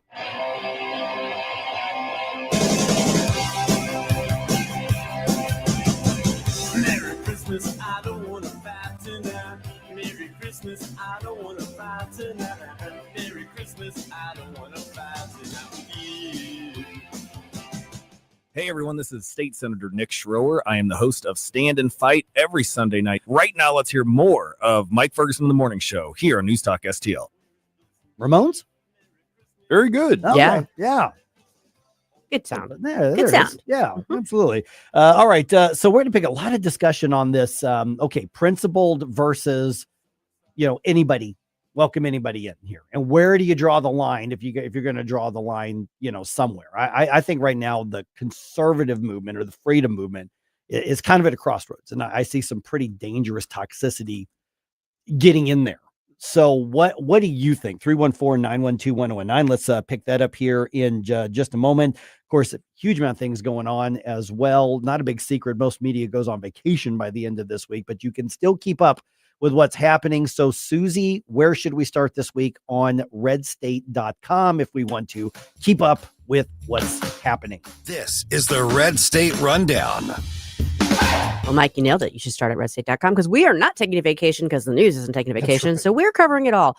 Not least of which is Bob Hogue's piece this morning on the meltdown at CBS because 60 Minutes at the last minute yanked a piece that they were going to run last night about some of the Tren de Aragua members who were carted off to CCOT in El Salvador. Now, they did say they're going to run it at a later date, but this is a big meltdown. You're going to be seeing lots of coverage of that today. Check it out on Red This State. was which network? CBS. CBS, okay. Yep. We've also got a great piece up from Joe Cunningham, who's our Louisiana man. Trump just named Louisiana Governor Jeff Landry as a special envoy to Greenland in a surprise announcement on Sunday afternoon on True Social. So that's a little intriguing. What is that all about? Is he going to step down as governor? What are we going to find out about that? Go check out Joe's article there. And last but not least, in honor of the Christmas season, Rusty Weiss has a piece up about the baby Jesus. Slay it ain't so. Dem mayor's nativity takedown fails as South Carolina town keeps baby Jesus up. Go check that one out and find out how the town fought back and kept their baby Jesus. There is always one of these every year. You would think that these political types would learn their lesson after a while. You would think. But they don't. Redstate.com there. Okay. So interesting. I mean, I'm looking at the clips and the speeches, in America Fest, and there was a lot kind of to go over. A lot of dots, including what is Turning Point USA now as a mission and an organization. I think there are some questions that could change, its relationship with a lot of things, because when they were founded, it's like, this is advocating, conservatism, and conservative policy, culturally, conservative Judeo-Christian ethos, things like that. And we're having conversations. Now, Erica Kirk says part of the mission is get this guy elected, get Republicans elected in 2026. Her words were, build the red wall, make sure Donald Trump, quote, has Congress for all 4 years, and get JD Vance elected. So in practice, it is a Republican operative political action committee at this point. Is that something that could threaten its ability to put chapters in high schools and colleges all over the country? It might. Yeah. It might. Now, I think that there is a pretty strong argument to be made that in order to advance the America First agenda, which is something that TPUSA has been a big proponent of, you need a functioning executive and Congress. And if they are opposing each other and fighting each other, none of those agenda items are going to get passed. So I could see from a larger perspective that right now we need to advocate for, that to continue on in the midterms. But yeah, once they start talking about specific election outcomes, specific candidates, I think it does cross that line, and I don't know what that means down the road in terms of its status, in terms of its ability to, as you said, add chapters, that sort of thing. I think that could become problematic. Yeah. And it's going to be interesting to see if this, and here's the thing is now, if you start seeing some high schools and some colleges that are saying, whoa, we're not doing partisan stuff here, and they probably have, left-wing groups, student groups on the thing. And they go, well, no, now that you're advocating for this candidate officially, now we're going to deny, or we're going to design, and you're going to see, I think, the outrage and gnashing of teeth, but they might have put themselves in that position. Now, maybe there's a much bigger picture that they think they can have a bigger effect, and okay, that's up to them to decide, but there probably is going to be a cost for that. Yeah. JD Vance is not as popular with the youth as I think that they would like him to be. So, and then the Turning Point USA, the way Charlie built it up was going to the youth and touching their hearts, and getting them to think more critically about things. I think that if that's their end goal, then they probably announced it a little bit too early, because that's going to lead to a lot of people being more skeptical about joining the groups now if they're not on board with the JD Vance train. Yeah, no, I think that's a very fair point. And I think it's probably a very confusing time. And I think it's probably pretty hard, particularly for Erica Kirk, to get her feet under her and know exactly where to go with this, because, this was thrust upon her, and there's no easy answers. And in the middle of her trying to navigate it, then you've got everybody clawing at trying to get their own little clout piece of the pie. And it's kind of an ugly look. And as somebody who's been part of the conservative movement for, coming up on 20 years, and who knows so many of these people from when things all started out, it's very, it's upsetting and disturbing to watch this happen. Yeah. And the other part of this was not everybody, many of the pundits, the commentators taking shots at each other at TPUSA. Now, Mhm. I thought that you know, some of them pointed out, hey, robust debate is what this was all about. Yeah. But you don't want to be so open-minded that your brains fall out and that your morals fall out. Right. Well, and I think what's happening is a confusion, a conflation of principles and personality because well, and there's also tension in the principles because like we were talking about, you know, freedom of association, freedom of speech, not wanting to deplatform and censor people unnecessarily, but at the same time, drawing boundaries for what you stand for and don't stand for and what you want to be associated and don't want to be associated with. Those are complicated and tense, you know, they're at odds in some ways. But then there's on top of that, there's the tendency to gravitate towards a person and kind of follow their lead on everything instead of the underlying principle. And unfortunately, because of social media and the way it operates, that fosters that sort of building up of the cult of personality and not the focus on the principle. No, absolutely. And it is a very tough line to, I think, draw. Now, with somebody like Nick Fuentes, for example, he never got along with Charlie Kirk. He was never on board. He was always doing his own thing. Yep. I'm sorry. Who was that again? Nick Fuentes. Fuentes. Yep. So with somebody like him, I don't think that there's any need or reason to have him included in the discussion of what conservatism is, because he's his own separate entity with his own separate Well, there's groups. nothing conservative about what he No, stands and for or he's- spews. Nothing. And people that take him very seriously, I kind of question why. Not just for his rhetoric, but just for, if you watch enough of him, you get the impression that he's clearly trolling. He's clearly just being provocative. He's not anybody that really has an end goal for anything besides just being the most provocative person in the room. But when it comes to people that have already historically been involved in the movement, even if they've maybe taken a turn that we don't like, if their ideas are really all that bad, then having them and being able to have a discussion with them, not calling for them to be removed and to everybody to say, hey, we're all going to turn our backs on you, but to be able to say, look, I know my ideas are better than yours.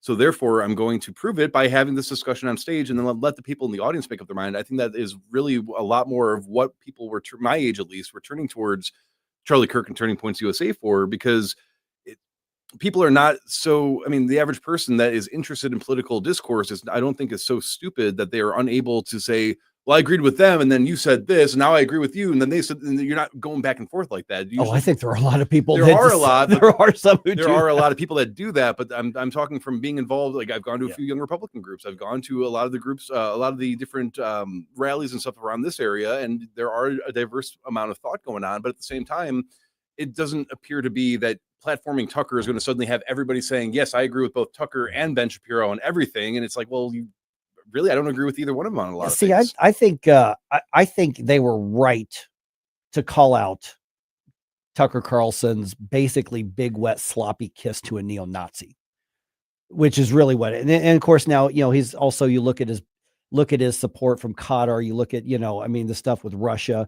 So I think at some point, I think you do say, okay, you're going the wrong direction.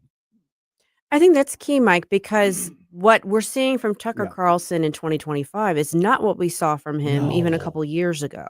So true. So I think part of it is there are people that want to stand up for the person that they initially were friends with and knew and believed in, as far as, you know, his values and principles, and they're not, maybe haven't come to terms with the fact that he's not preaching that now. Yeah.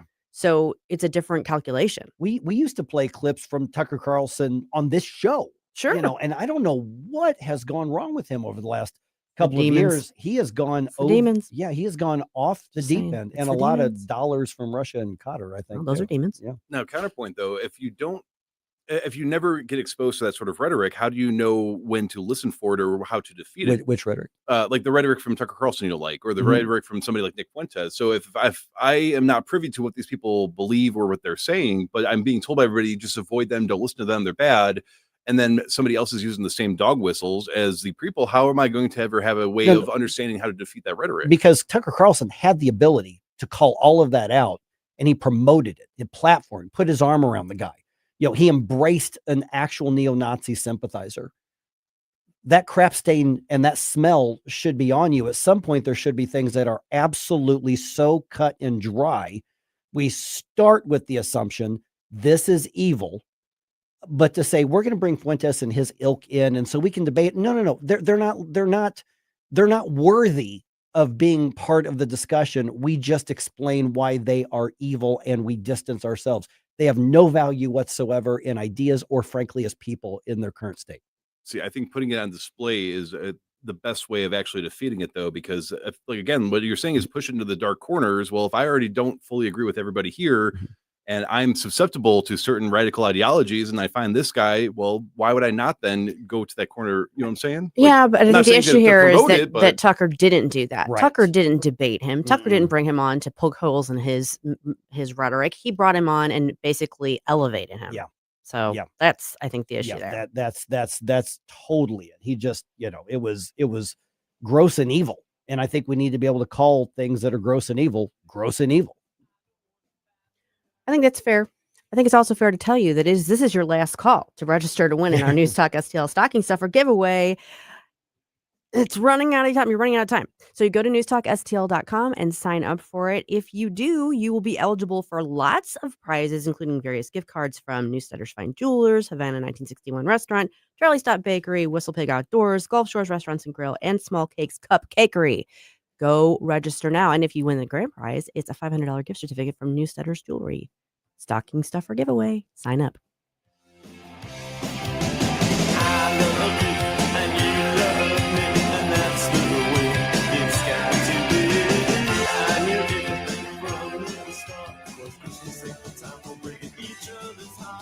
Kathy Connor from Connor Roofing is here. Kathy, how you doing? Good. Hi, Vic. You know, when you need a roof, I don't want to call a stranger. I want to call you. Yeah, thanks. At Connor Roofing, we're more than just a roofing company. How long you been doing it? Since 1993. And year after year, storm after storm, you guys are always there. Because this is our home too, Vic. Our kids go to school with your kids. We cheer for the same teams. Go Blues! So support your neighbors. Call Connor Roofing at 314-375-7475 or CONNER roofing.com. Thanks, Vic.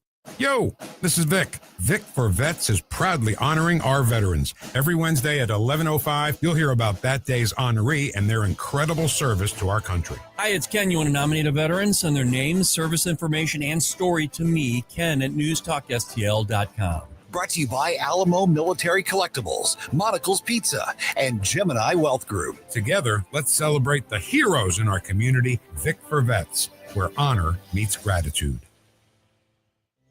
Hi, it's Mark Harder with RE/MAX Results, the largest RE/MAX franchise in the region. The summer housing market is hot, and the fall market looks to be as hot. If buying or selling a home is in your future, it is time to act now. Someday is not a day on the calendar, but today is. Call me, Mark Harder, for fast results. RE/MAX Results, 314-852-8933, 314-852-8933, and start packing.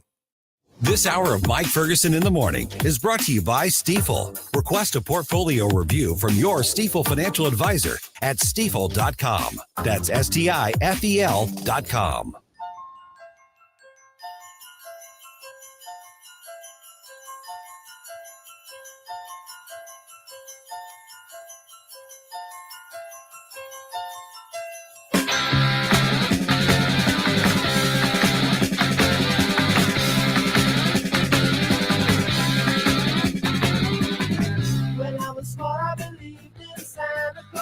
Hey guys, Billy Crow here from Jeffco Patriot Radio. Hope you had enough time to freshen up your coffee because now we're back with Mike Ferguson in the morning. All right. I have a feeling that I'm going to just tell you right now, through the rest of the week, we're going to start having a lot more fun. There's a lot of heavy news that's happening right now. And it's like, it's Christmas week. We're going to have some fun, but let's knock out some of this big stuff here going on. Epstein files. Very, very partially released and in a very redacted way. Redbirds trade away another big name on this. I have seen some comments on social media. It's like, yeah, but isn't this par for the course with the Cardinals front office? Yeah. They got themselves in this situation. So I got very, very mixed feelings on it, which we'll get to here in just a minute. 6:51 right now. Let's do another news dump here. Successful dump. Wake up, America. It all worked out. They got all the news. The morning news dump. Okay, as it stands right now, Sam Page will face a criminal trial. So on Friday, a judge in Springfield denied his motion to dismiss the case. Page, as I'm sure you know, was indicted by a grand jury after using taxpayer money to campaign against a ballot proposal. Those are facts of the case that just aren't in question. He did do it. He just says it wasn't a crime. Correct. Yeah. Correct. And yeah, the motion to dismiss, every criminal defendant is going to file a motion to dismiss, and 99% of them are going to be denied. So there's nothing really significant about that. It's just part of the process. Yeah, because at some point, you never know. A judge could go, okay, got to at least shoot your shot, right? Right. Exactly. Absolutely. Okay, so that trial is in Greene County in Southwest Missouri after a change of venue was approved. The trial is now scheduled for March 23rd. Sam Page is not running for re-election as St. Louis County Executive. Yay. Yep. Yeah, it's great news for St. Louis County. It is. And yes, I understand that another Democrat is likely to win that race, although this one could be in reach of the Republicans. It could. If ever it's going to be, this would be the time. Exactly. I can tell you that little birdies have told me that the race for county executive is very possibly going to be shaken up in a very, very, very big way on the Democratic side in the coming weeks. Okay. Yes. Which could affect another race as well. So that's the rumor mill that's going out there. Okay. The Justice Department defending its handling of the release, such as it is, of the Jeffrey Epstein files that have been released. The DOJ was required to release all the files by last Friday, but Deputy Attorney General Todd Blanche defends the decision to release just a fraction of them. He told NBC's Meet the Press that his department was obligated to act with caution and eventually will release all of the thousands of documents. But Democrats and other critics are not satisfied, accusing the Trump administration of trying to hide information. Greg Clugston, Washington. And this, I think, is academically and probably in the legal profession as well, Susie, correct me if I'm wrong, known as a big old cluster F. That is the actual Latin legal term for it. Yes. Yes, that is correct. All right. The family of Ferguson police officer Travis Brown is thanking the St. Louis community. It's kind of a follow-up to what we were talking about, a week or two ago. On this past Saturday, Ferguson police delivered the gifts for his daughters that were collected through the TJ tree. That's so awesome. Yeah, which they put up in the lobby of the police department, and people went in, and the ornaments were wish list items from the girls' Christmas list. And people were like, I'll take this one. And they bought it and they brought it in. And so the girls got their presents on Saturday. Officer Brown continues to recover from that traumatic brain injury that was caused by a pro-Michael Brown protester during a violent protest earlier this year. So well done, St. Louis community, particularly Ferguson, Missouri. Yes. Way to go on that. Let's see here. What else we got going on here? All right. Vice President J.D. Vance delivering remarks in the final day of Turning Point USA's America Fest, which was in Phoenix. The vice president talks about missing Charlie Kirk. I miss his optimism. I miss his energy. I miss the phone calls where we'd strategize about how to get this or that GOP congressman to get off their ass and do something. But most of all, I miss Charlie's wisdom. That was a 4-day event that was overloaded with energy and good and bad and ugly and everything that went with it. Yeah, I think that's a fair way to put it. Yep. I wonder how many people are going to come back from AmFest with the Christmas crud is what we used to call it. You go to a conference crud, you come back sick as a dog. Oh, yeah. All right. Gas prices in the U.S. have dropped again, especially over the last 4 weeks. Industry analyst Trilby Lundberg of the Lundberg survey says the decrease in part is due to weak demand. We've had a pump price drop of 9 cents per gallon in the past 2 weeks. This is on top of another drop before that in the prior 2 weeks. The new price of $2.99 per gallon for regular is 17 cents lower than a month ago. Current price is 13 cents lower than 1 year ago today. Woohoo! Yep. And speaking of that, according to one of America's biggest insurance companies, tomorrow is the most dangerous day of the year to be on the roads. Interesting. Yeah. The report by Nationwide says that's because there are more people driving than any other day. Yep. And that means more distracted drivers. Report also made the list of states with the nicest and meanest drivers. Missouri is the 8th nicest.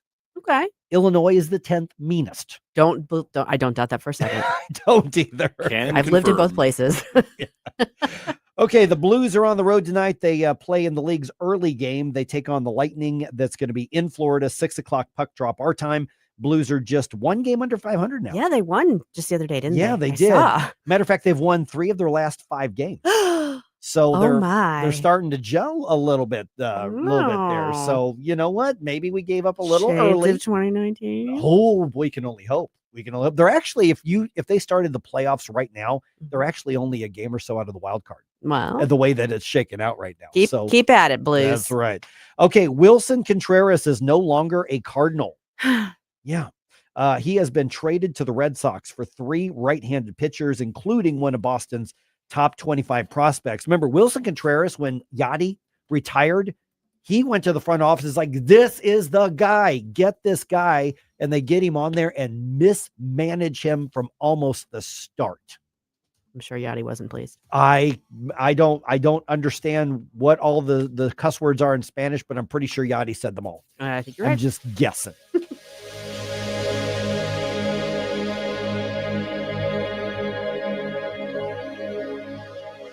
PRI Global now has Prismatic, an AI-driven platform that can help you and your business, especially in construction. Simplify your operations, secure data, modernize your business from the cloud up. Visit PRIGlobal.com. Innovation with talent and technology. People, process, platform. PRI Global delivers all 3. Check them out. PRIGlobal.com. PRIGlobal.com. If you're worried about losing your health insurance through Medicaid, we have great news for you. New government regulations have expanded the Affordable Care Act. And now you may qualify to get health insurance for you and your family through the Affordable Care Act. Call now to learn if you qualify. We know the healthcare regulations regarding Medicaid, and we've helped thousands of people find quality, affordable health insurance. Plus, all our research is free to you. So call us. With just one call, we'll shop from hundreds of different insurance companies to find you the right affordable health insurance plan. So if you're worried about losing your Medicaid insurance, call right now. Speak with a licensed agent and find how you may qualify for a new health insurance plan. 800-479-0931. 800-479-0931. 800-479-0931. That's 800-479-0931. Paid for by the Health Insurance Hotline.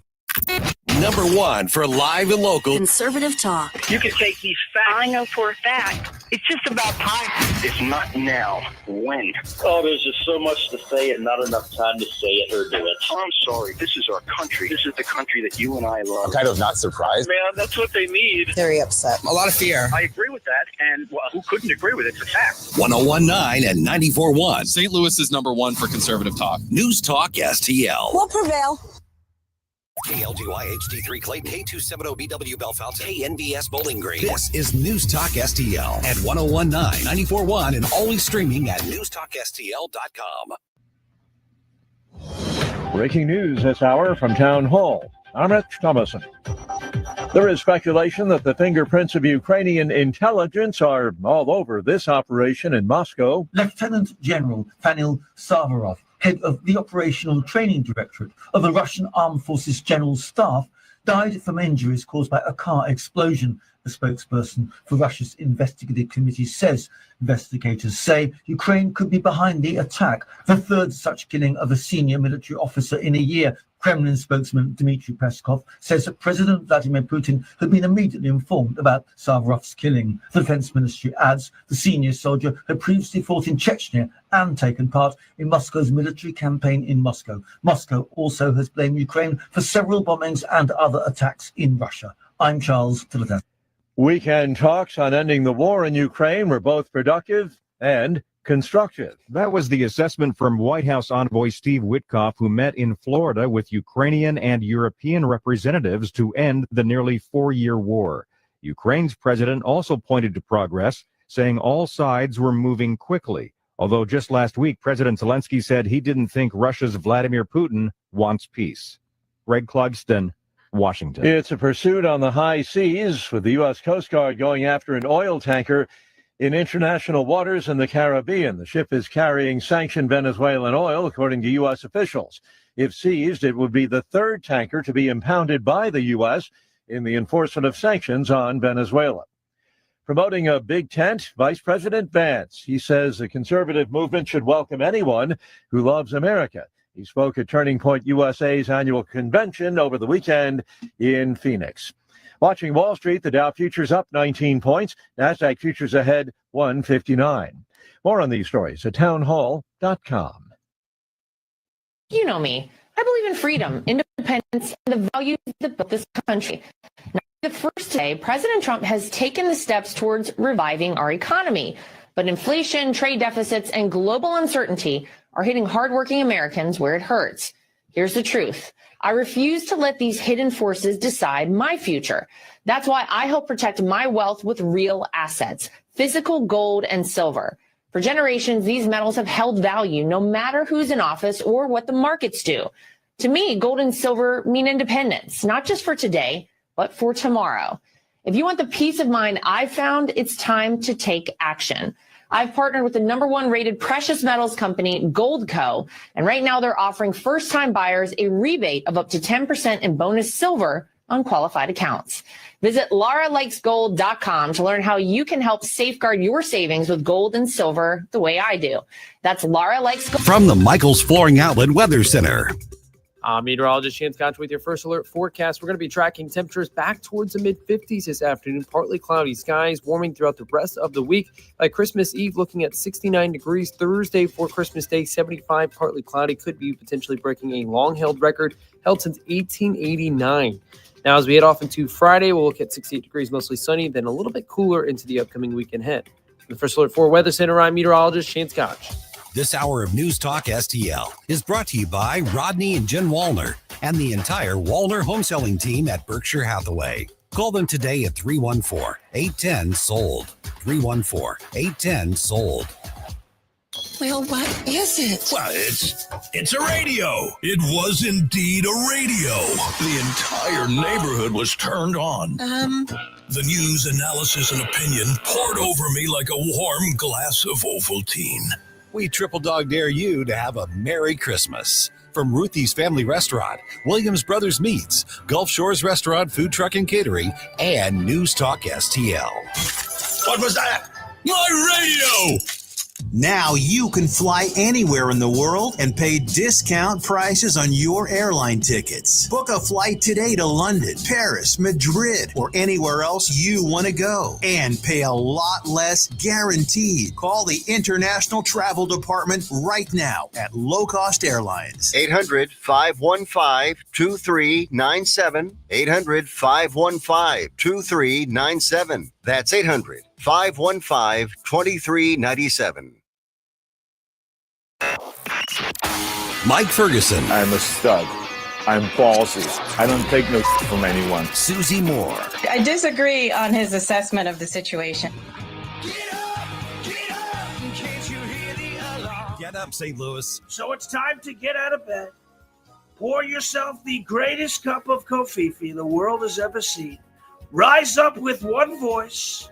Drain the swamp and take back our country. Today's the day we're going to do it, and it's time to do it right now, believe me. Mike Ferguson in the morning on News Talk STL. Get up, this is your cousin. You okay over there? No, I've got little bow earrings on, and they're poking my ears. Oh no! Yeah, I just saw her like grimace in first pain. world problems. I'm like, co-host down. I might take those earrings out for the rest of the show. All right. Big promises are made every year in politics, obviously. Campaign trail in office. In Missouri, though, there is a chance for lawmakers to actually deliver on them. Will they do it? And this could be big. We are now joined by Camellia Peterson from Americans for Prosperity, Missouri. And Camellia, a lot of talk about getting rid of the income tax. I want to start there on this. Okay. And, a lot of people said, okay, there's a plan. The governor's on board, but now the Speaker of the House does an interview in Kansas City. And it sounds like he says, no, this is priority. It's getting fast track. Could we actually see an end to the state income tax in Missouri actually passed, not just talked about on a campaign trail? Good morning, Mike, and Susie and Jerome. I have been optimistic about few things, such as I am about this one in this next session. So It's really exciting. It's really fun. Everybody seems to, there just seems to be a real cohesiveness among leadership in the legislature and the governor. So, yeah, I think, their job now will be working out all the details that are going to go along with that and, rallying the people of Missouri behind that as well. And I'm going to tell you, I am sitting here, and one of the things that AFP has been doing over the last few months is we have been getting postcards from the grassroots. And basically, a lot of times we give legislators a hard time and tell them when they're doing things wrong, right? But we also think that it's important to give them that positive reinforcement and say thank you as well. So for the last few months, we have had folks that have been writing postcards of encouragement and thank you to Governor Kehoe for his commitment to getting this done. And it's really so neat reading through all of these because you've got, young men that are in college and they're looking forward to, having a family and building a career. And this is something they want for their success. And, just people all across the political the spectrum as far as, their income level are writing these notes saying, thank you for doing this. Keep going. Camellia, there does seem to be a healthy appetite and a sort of refreshing vibe coming off of the legislature and the governor, and so it does seem, like there's reason to be optimistic. Do we have a sense? Is this something that they're going to be able to tackle and push through early on in the session, or is it something where we're going to get in there and it's going to drag on and on and on, and it's going to be May before they actually get it done? Sure. Well, and I think that's probably the big question because we all know it's been kind of a rocky year in the legislature, in terms of calling the previous question in the Senate, which, made a lot of people upset. And so along with the redistricting and all that other stuff, there's, I think, some uncertainty with how things are going to go across the aisle come time. But from everything that I have seen, I would say they are going to drop this on the day of the State address, and they are going to run with it and go hard. And then I guess we'll see where we go on this. This would be a really great thing for Democrats to push to be honest, because, affordability and, people being able to afford housing and all of those other kind of things are big deals for their constituents too. Camellia, there's not any one way to do this right when it comes to getting rid of the income tax. There's probably not just one way to do it wrong.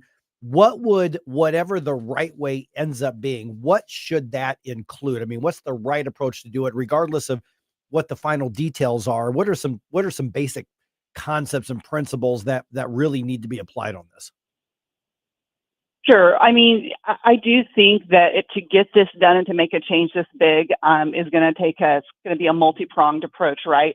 But it's going to require a few different things. It's going to require us to re-examine the way we do taxes in the state, and we need to make sure that load is distributed evenly among the people who are in the state so that, certain groups don't have carve-outs where other people are having to pay. And we also have to cut spending. There's no doubt about that. I was just reading one of these postcards that says they want to cut the income tax, but the people recognize that we have to cut spending too. Camellia, obviously this is going to be sucking up a lot of the oxygen, particularly early on, a lot of discussion about it, a lot of energy around it. Mm-hmm. That's a good thing.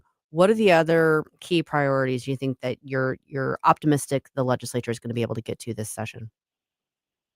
Sure. I think we will see some changes in terms of other taxes too, as far as like real property and personal property taxes. I don't know exactly what it will look like yet, but I think there is a sense that maybe the income tax legislation will include a way to start reducing some of that property tax as well. But there will definitely be a lot of legislation addressing some of the root problems with those issues that we've seen across the state. And then there are actually a lot of exciting things coming through the legislature, I think, in the next year. We'll see a lot of things having to do with energy and trying to open up more ways to make energy cheaper and also more options for energy in Missouri, like nuclear. Nuclear is something a lot of people are talking about right now. And just a lot of deregulatory types of things. We will once again, be pushing the REINS Act to kind of rein in the administrative state and the rules that agencies make. And, there is a checks and balances that needs to be in place with that from both the legislature and the governor. We're visiting with Camellia Peterson from our friends at Americans for Prosperity, the Missouri chapter, obviously. And so, Camellia, one thing you brought up that I think cannot be emphasized enough is that while a lot of people talk about cutting or eliminating a tax, which means the government doesn't take as much of my money, yes, that's important, but that's also by default a restraint on government. And that is crucial as well, because then you talked about the regulatory stuff, on businesses. That also is related to restraint on government, because at its core, leaders in the state say we've got to compete with all of these other states. Illinois is basically begging businesses to leave. We're competing with Tennessee that's doing a lot of things right. Kansas is using a lot of corporate welfare. Update on that here in about 10 minutes. But also it's a matter of trying to grow opportunity in the state. And I think there are enough people in the majority party that say government isn't going to provide that opportunity. We've got to get government out of the way. And you only do that when you restrain government. That's right, 100%. I mean, we have heard so much in the last few months about all of the fraud that they've been finding in Obamacare and all of these government programs. And it just makes you think, it doesn't matter which party is in charge. Government never does anything well or efficiently. And so I will tell you, we have some good people serving in the Missouri legislature who are very cognizant of that issue. And so there are bills that have been filed just in terms of government efficiency to try to clean up that inefficiency and that waste that just goes on that is inherent in the system. And we have to be constantly vigilant about that. And so there are opportunities for us to do that and to let private businesses do things better than the government ever can. Amelia, I know obviously the legislature, or the GOP in the legislature, is on board. The governor's on board. AFP's on board. Many Missouri voters are on board. Where do we anticipate the biggest pushback coming from in relation to doing away with the income tax? I think that we've already seen some pushback coming out, even in the article that Mike mentioned from Speaker Peterson. Pushback from the Democrats that, they're saying, well, we're going to bankrupt the state, we're going to cut essential services. And those things are not accurate, because I think that, the governor and his team and the legislators have been, very cognizant of mistakes that have been made by other states. And they've been very careful to create this plan and craft it in a way that makes sense for Missouri and is responsible. And so I have a lot of confidence in that. But I think, you'll get, obviously pushback there. I think that there will probably be pushback from certain groups that maybe have gotten carve-outs in other taxes for themselves. It's hard to say, though. One thing that I will say for sure here is that Governor Kehoe is really great at working with people and kind of bringing them along on things and finding that way to deal with them. And so I have a lot of confidence in his ability to bring those folks along too. We're visiting with Camellia Peterson, Americans for Prosperity. Okay, last minute or so here. Camellia, we're going to be hanging out at the Capitol here in just a few weeks because you all and NewsTalkSTL are partnering to bring a couple of our shows, including this one, directly from the Capitol on the first day of this legislative session. And I'm really excited we're going to be doing this.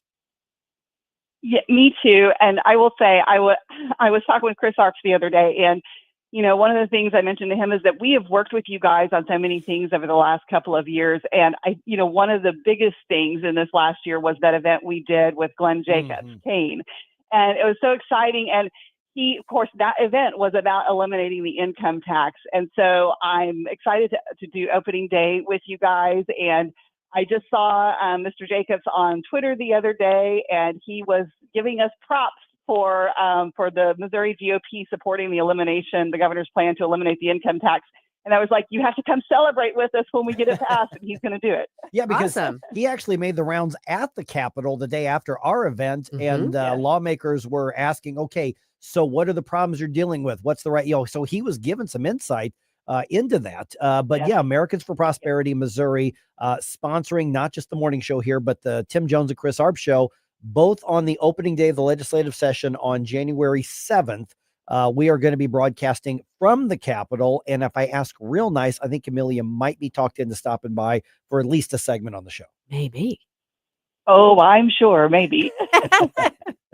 Yeah, we're actually going to have, we're actually loading up and booking that show. And let's just say the top names, the most influential people in the state are going to be on the program with us that day. So I really appreciate AFP Missouri and Camellia and you all for making this happen. I think it's really going to be almost a crossroads legislative session. We've gone into legislative sessions in the last few years going, yeah, we're not expecting much. I'm expecting a lot this time. I am too. And hey, I have a quick Christmas question for you. So it's a Christmas question because somebody gave me this mug for Christmas, and it's the 5 words and phrases everyone mispronounces. And I won't go through all of the others, but I will ask you, how do you think most people mispronounce taxation? I think I know the answer to this. Theft?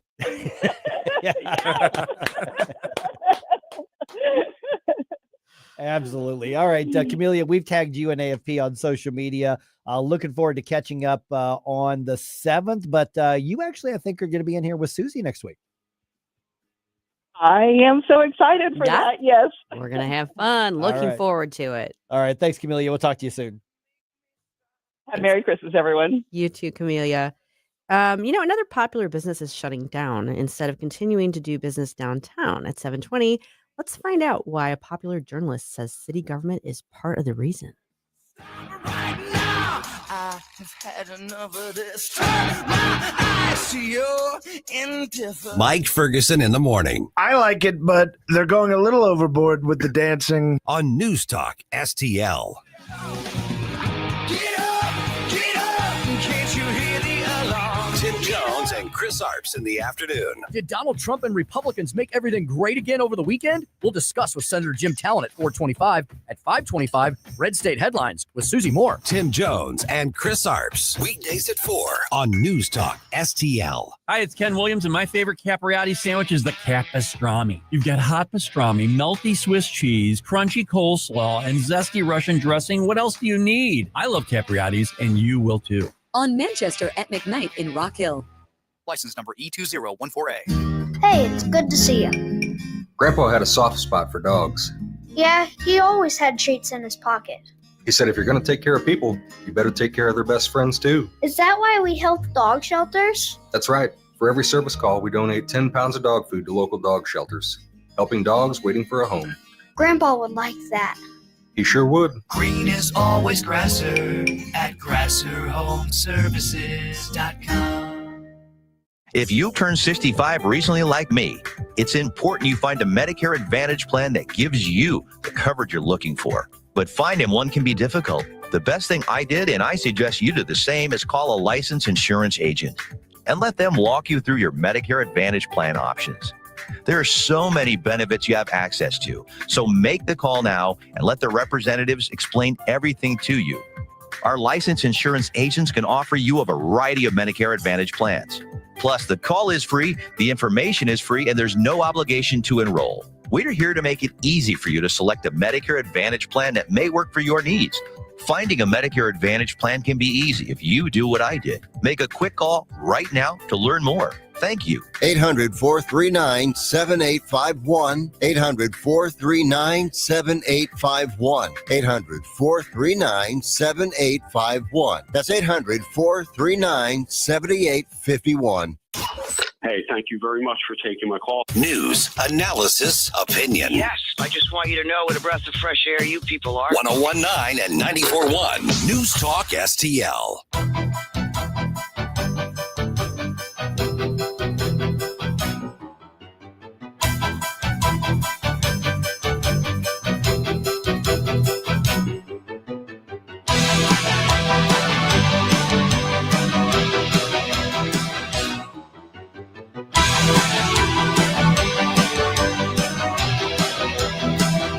Let's get back to all this madcap mayhem with Mike Ferguson in the morning. But don't forget, stick around for Jones and Arps every Monday through Friday, 4 to 6 p.m. Yes, but you remember back in the 80s, Susie, when, what was it, before Trans-Siberian Orchestra came around, what was the name of that band that did kind of the synthesized modern Mannheim Steamroller? Mannheim Steamroller, yes. They were really edgy and they were really cutting edge there for for a few minutes, and then in the 80s, and then here comes Trans-Siberian Orchestra in the 90s. Yeah. They're like, oh, that's doing it. I can never remember which one's which. Like if a song is playing on the radio and I know it's one of them, then I have to like be like, okay, which one is it? Yeah. I don't know. I'm right. And of course, Trans-Siberian Orchestra, which has turned into this event now. Mhm. They're either coming to St. Louis or they were just here. I think they're here on the 23rd. Okay, so tomorrow. Yeah. Yeah. So I have never seen them live. I would love to see that, but I'm can't make it. I got other things going on here. All right, 7:22 right now. Okay, so a popular and sometimes controversial business has announced that they're shutting down, and it's actually got a lot of St. Louis talking about this. It is another business that's done with the city, specifically downtown. Elliot Davis had an interesting take on this one on Facebook. Really? And I want to get to that in just a minute here. Real quick, though, since we just talked to Camellia about the state legislative stuff, over in Kansas, the governor, her name is Laura Kelly, is the governor of Kansas. They have called a press conference for what they say is a major announcement this afternoon at 3:00 with the state economic development people, and a friend of mine who does this show, this equivalent of this show, but in Kansas City, Pete Mundo, he's posted that this has to do with the Chiefs and the Royals. Oh, yeah. And the mayor of Kansas City, his name is Quentin Lucas. He has told media that he is tentatively going to have a press conference to respond to that an hour later, depending on what's said. So nobody is leaking what's going to be said, but the governor is saying we have a big announcement with economic development people, and multiple reports say it has to do with at least the Chiefs, maybe the Chiefs and the Royals. Yeah, I don't think you call a presser to say we're not going to have them move over here. Yeah, so I don't know what it all means, so I don't want to get out ahead of it. But this shows. I asked and I texted a couple people last time. I'm like, hey, what do you know about this? And one of them was Nick Schroer. I texted. I was like, well, you hear anything about this? And he basically said, no, and I don't care. Let him go.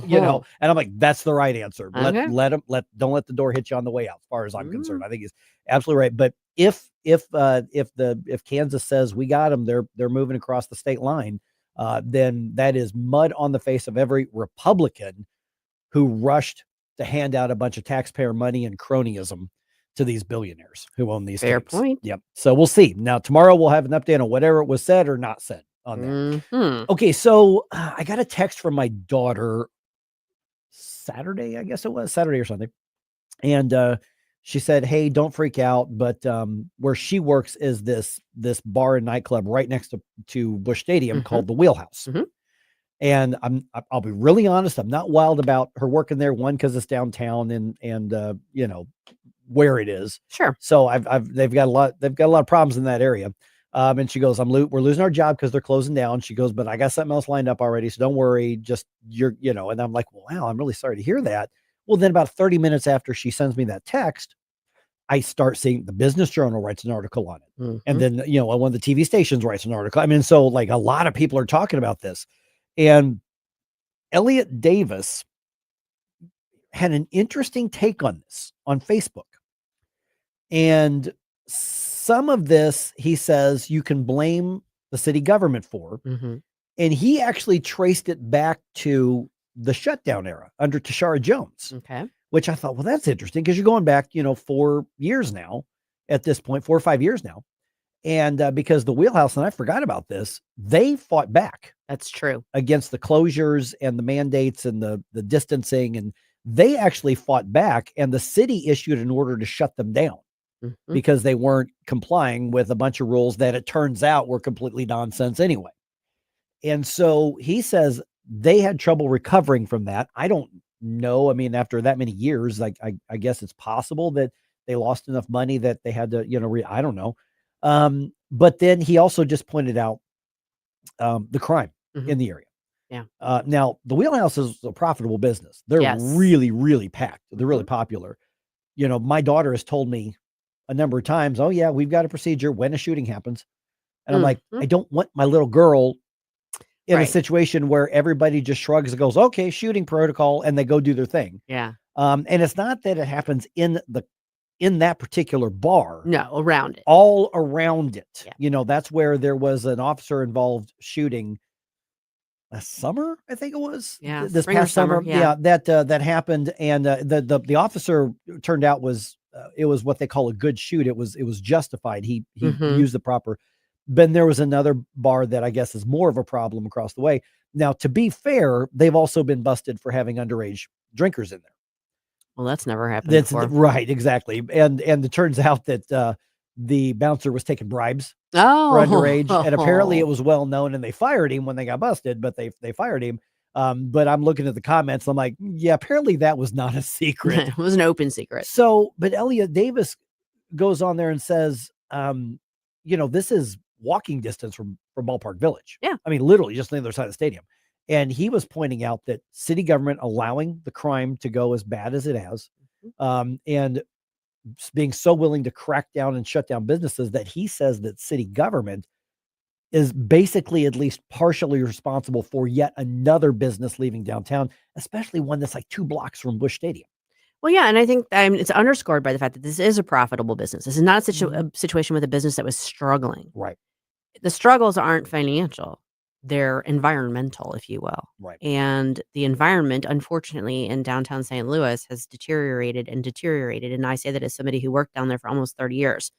Actually, I did for 30 years because I came to the station too, Right. while we were still downtown. Yeah, we started off downtown, yeah. And so I don't know what the break point is. I mean, I feel like current leadership at least seems to be focusing on improving and taking care of the basic functions of city government, but there's so much that needs to change. And crime is such a huge, huge component. Yeah. And they're not relocating somewhere else. They're just saying, we're done. We're out. And I finally actually saw that place because a week or so ago, she texted, she goes, can you bring me lunch? We're getting ready to open up. And so Rachel and I brought her, and my daughter's boyfriend also works there. And so she finally showed me around. That place is massive. It is. It's huge. So it's not like they can just pick up and find another place that big. And if they could, it would cost 3 times as much in other suburbs. Yep. So they've just decided to go out of business after like 11 years. Yeah. I mean, I think this should be a wake-up call if they haven't already had wake-up calls. City needs to get its act together. They maybe should talk to big city mayors that are seeing success. Indianapolis is a good example. I think even Nashville is a decent example. Nashville has its own problems, but that was because of overgrowth, a lot of that. But they do need to start figuring out how to make this work. Right. Yeah. And Indianapolis is a perfect example. I think that's probably the best example you can have. So it's going to take some time with the state taking over, oversight of the police department. Eventually, we know it's going to get better. We hope at the very least, because the city can't control that. But yeah, look up Elliot Davis TV and look at his post on that. It was actually kind of interesting. Some people agreed, some people disagreed. Right. But I thought he made some really, really valid points on all of that. Worth checking out. Yep. Now we're waiting for the city to get their act together. Will Republicans in Congress deliver changes to healthcare in this country and undo at least some of the damage Obamacare has done? We'll get to that update from Congressman Dr. Bob Onder at 7:35, so stay tuned right after Larry Connor's commentary.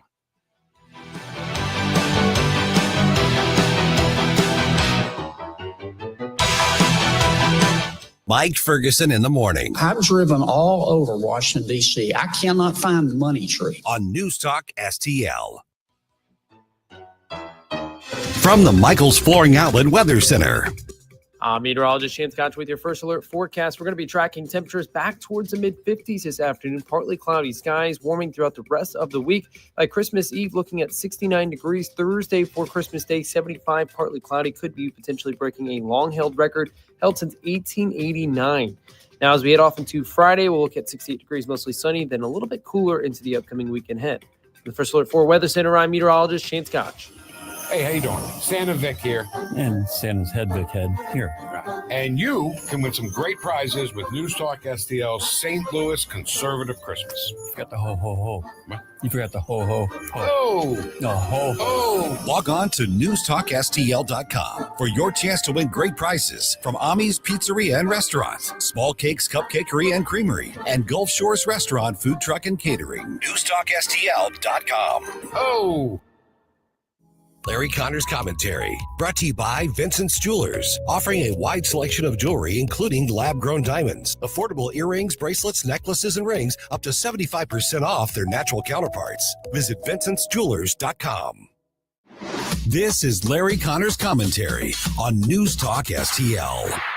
I'm going to say something, but please do not take my remarks out of context. This is something I never thought I would say. And again, please don't take my remarks out of context. I'm willing to say that I agree with something Michelle Obama said. There, I'm fully exposed. I don't even have a fig leaf when I say I agree with Michelle Obama. Okay, don't rush off shouting. Larry is lost, a sellout, an idiot, at least not based on those remarks. Hear me out. Michelle Obama is promoting her new book titled The Look. I don't plan on buying it. But in the interview, she was asked about a couple of quotes. One, a woman in the public eye is often reduced, first and foremost, to her physical appearance. And that's where Michelle stated, we have to pick leaders who do not rob women of their femininity. Wow, that is a slap in the face of leftists who diminished women, focusing on transgender and similar issues. And in the process, Michelle said, robbing women of their femininity. So when she says we don't want those kinds of leaders for the future, well, there it is. I have to say, I do agree with Michelle Obama, but we're only talking about this point, right? Get more Larry Connors on Larry Connors USA. Tonight at 6 on News Talk STL. Previously, I've told you about dustless blasting, a special service offered by Wellington Environmental. It could work for you in your place. Recently, a crew removed a driveway sealer that had failed. The owner wanted to go back to the original concrete so it could be properly sealed. Dustless blasting worked. That homeowner is happy. Now, sometimes surfaces need pressure washing instead of blasting. In fact, there was an exterior stone fireplace cleansed by pressure washing. And when it dried, all the dark stain was gone. That stone had its original appearance. Wellington is versatile with blasting. Dustless blasting or whatever you need. They will evaluate and make a decision. How do you get them to your door? Very easy. Call 314-644-4930. 644-4930. Wellington Environmental, making your world great. In fact, be safe, be well with Wellington Environmental. Hey, Columbo here for Rockwood Charcoal. Rockwood is made from 100% pure Missouri oak and hickory, so you're cooking with the best and supporting local industry and a local business all at once. There's over 100 area Rockwood retailers. Find yours at rockwoodcharcoal.com. I'm Dr. TJ, owner of the Institute of Natural Health, co-owner of Optimal Nutraceuticals, and the host of Wellness One. Wellness One is designed to cut through the nonsense and provide you common sense, science-based information regarding health and wellness. On the show, we discuss topics like thyroid health, gut health, hormone optimization, and many others. Our show airs Saturdays at 10 a.m. and 2 p.m. and Sundays at 11 a.m. and 3 p.m. right here on Newstalk STL. And you can visit us at inhstl.com. That's inhstl.com.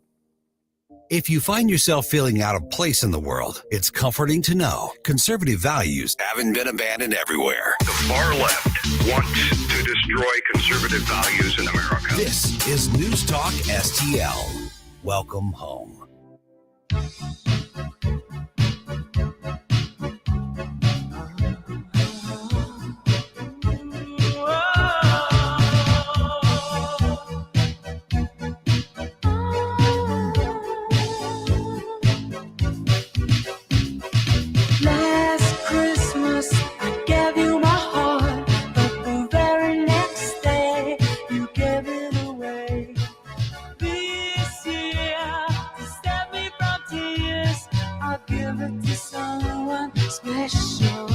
The Mike Ferguson Show is one of my favorite programs. In addition to Larry Connors USA, catch my program at 6. Now, back to Mike. I've just seen some of the pictures you've generated for the Christmas, and me as the Grinch is probably pretty accurate. Yes. It's so true. And Susie got a pony this year. I didn't sound. Where can I find those pictures? Well, if you were watching our amazing stream on Rumble, I have. Oh, okay. Facebook or Twitter. I have been, but I've been flipping back and forth there. Okay, I'm a reindeer. There you go. All right. Question of the day. One of the questions of the day. Are we close to winning the battle over the gender nonsense? and winning as in put a period on it, and then we can move on to other things? I don't know the answer to that, but we think we may be closer. We're now joined by Congressman Bob Onder. And Bob, let me start there. I mean, because this has been one of the key things. I mean, you've been the one who's been sort of carrying some of this legislation in the House and the fight on this. And obviously your medical background is massive on this. The president signs an executive order saying no more gender mutilation of minors. I don't know the extent of the legal binding on that, but where are we in this particular effort to stop what is clearly just mutilating, children in this country? Yeah, good morning. It's great to be back. We have made some enormous strides in this battle to protect kids this year, beginning in January with President Trump's executive orders, one of which was to have the Justice Department work with Congress to pass a bill to ban gender-denying care. And actually, I'm honored to be carrying that bill myself, the Chloe Cole Act. But really, several big things happened just last week. We passed a pair of bills out of the House.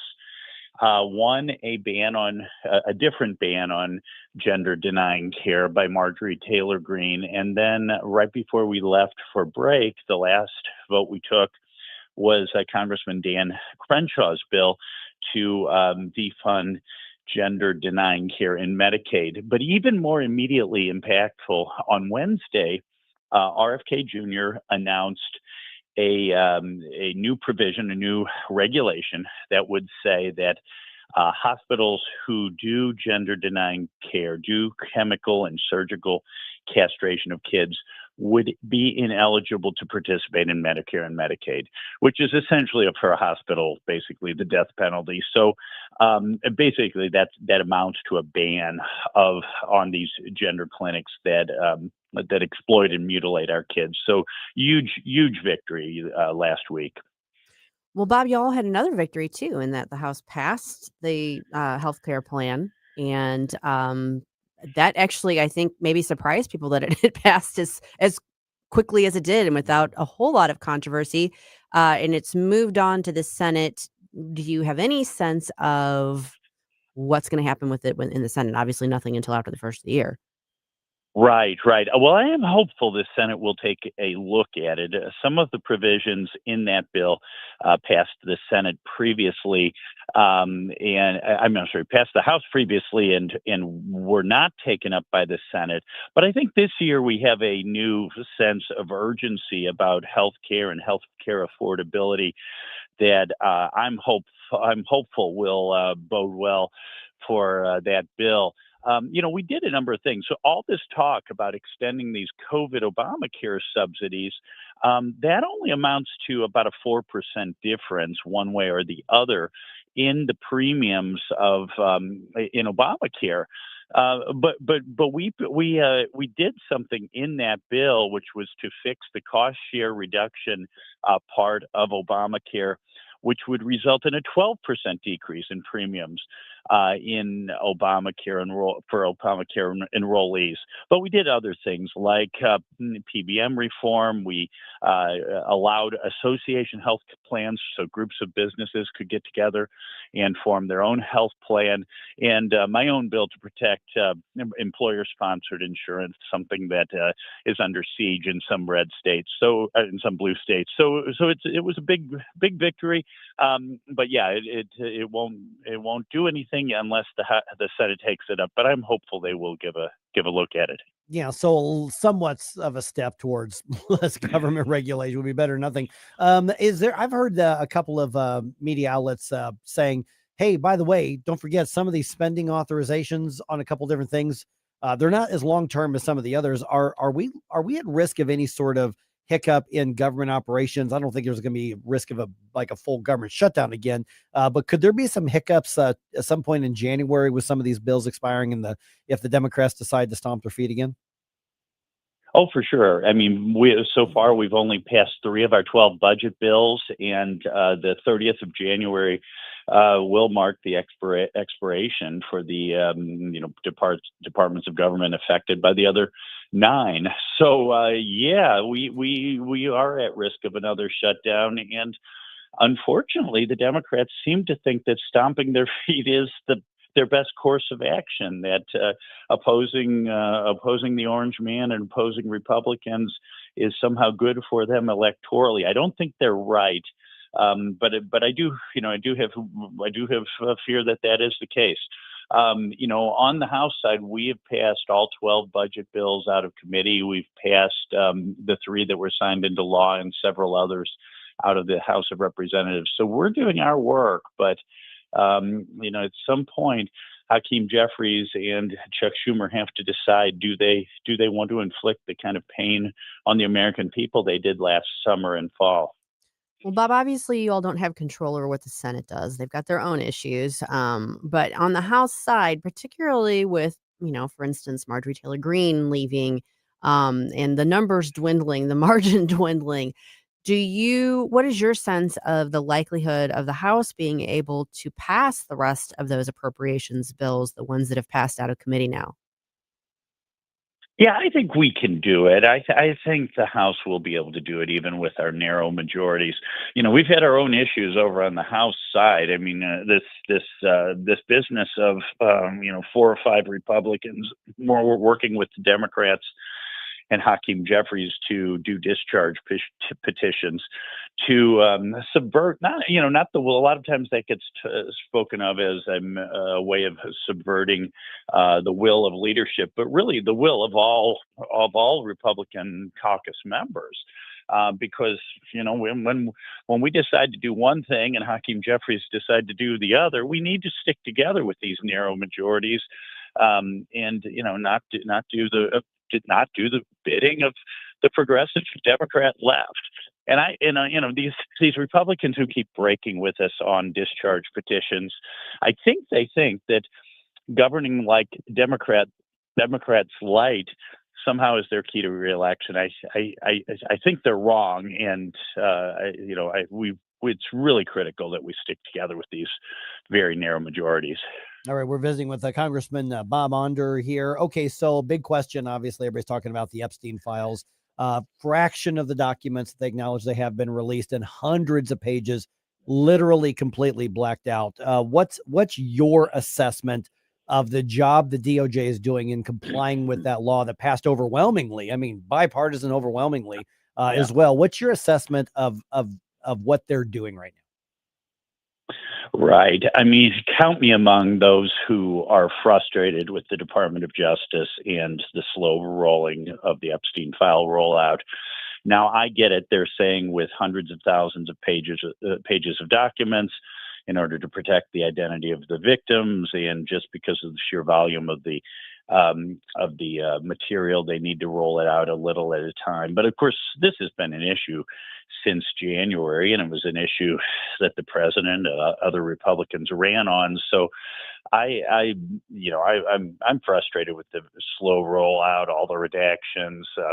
I get it. We have to protect the identity of victims, but does that mean whole pages, whole photos have to be blacked out?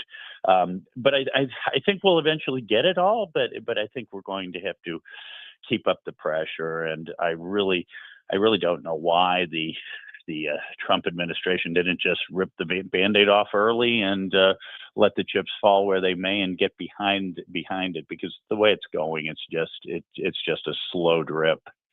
Bob, you mentioned keeping up the pressure. Do you see a role of Congress in terms of either the Judiciary Committee or oversight, basically having, people from the Justice Department testify and explain what the situation is, and continuing to put that pressure on them?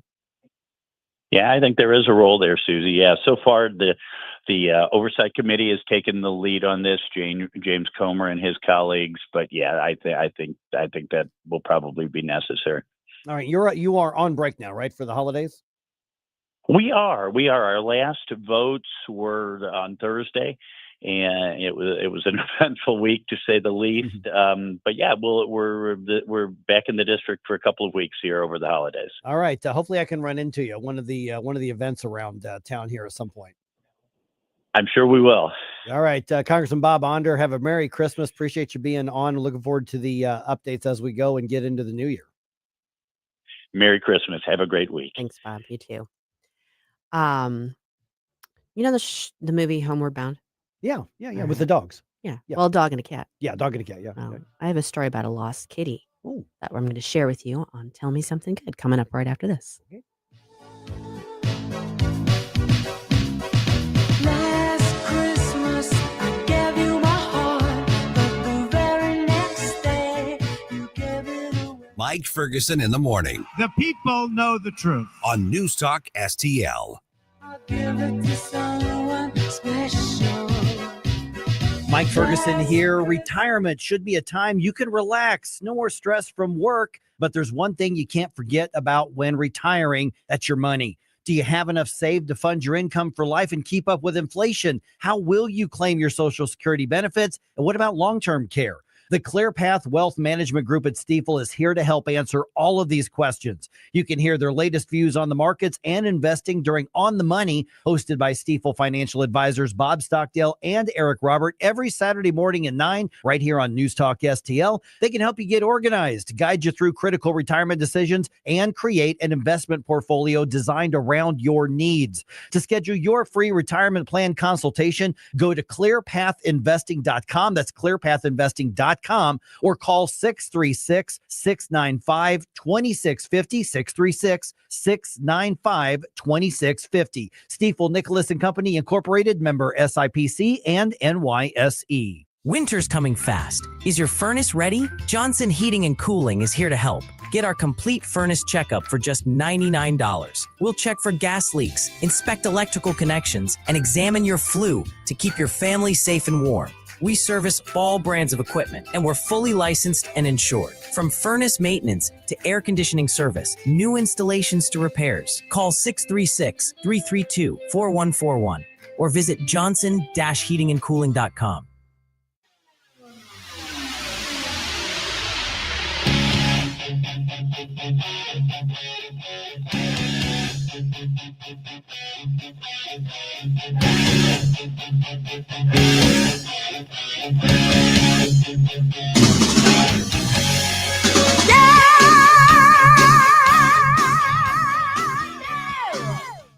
Hey, this is Todd Showalter. Join me on Saturday at 5 as I try to put some fun back into this dysfunctional radio station. It's The Right Mind Show with me, Todd Showalter, at 5 on Saturday. And, speaking of dysfunctional, let's get back to Mike Ferguson in the morning. I just saw the picture of the generated picture of me getting cold. That was really funny. I want that picture. I'm thinking that might be temporary profile picture. Yeah, I might need to borrow some of those I'm thinking too. that might be one of those.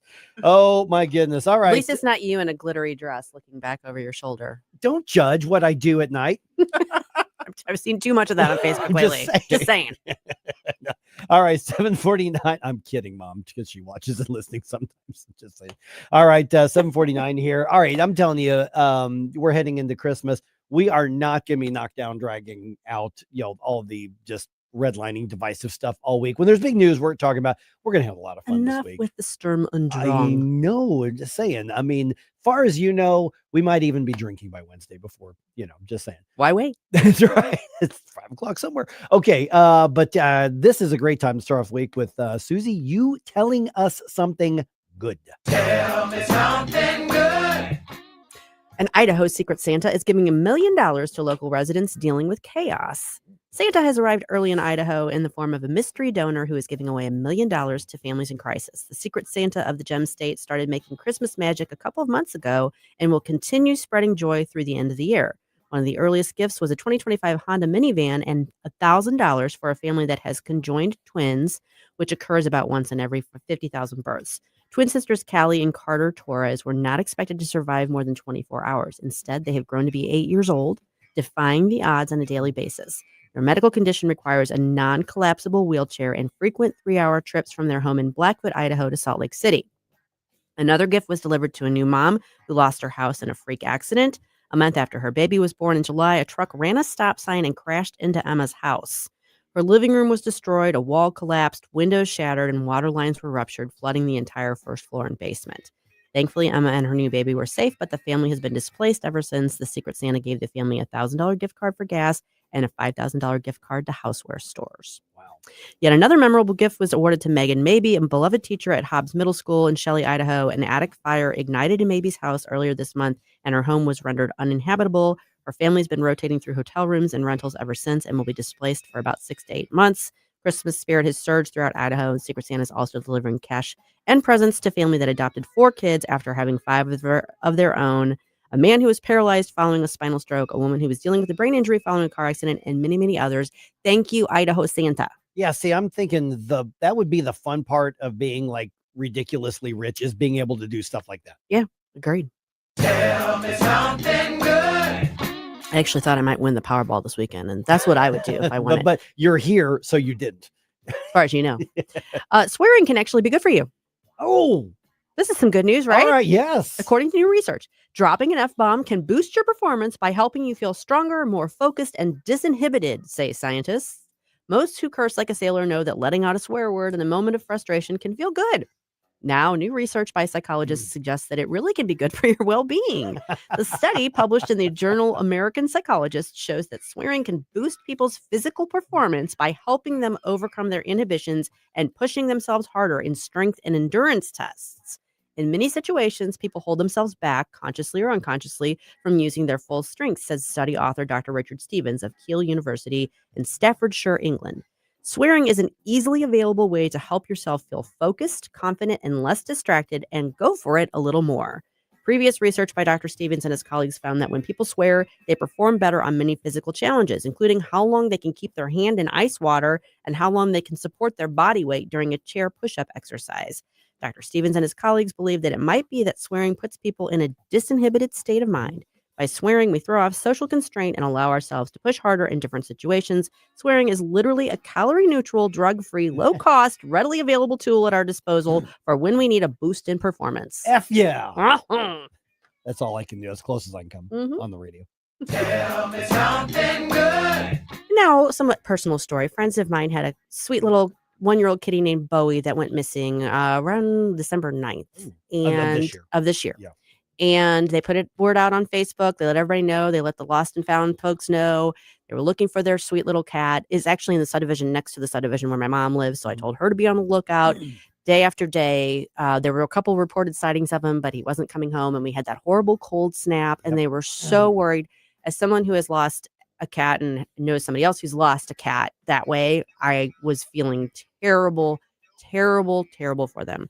However, on December 17th, they found their Bowie. Nice. Yes, he was actually, someone saw him run across the street and went into a sewer. They had to kind of pull him out of the sewer, but Bowie is home safe and sound with his family. Congrats to John and Joni. I'm so glad you have your Bowie home with you in time for Christmas. Completely empathize with them.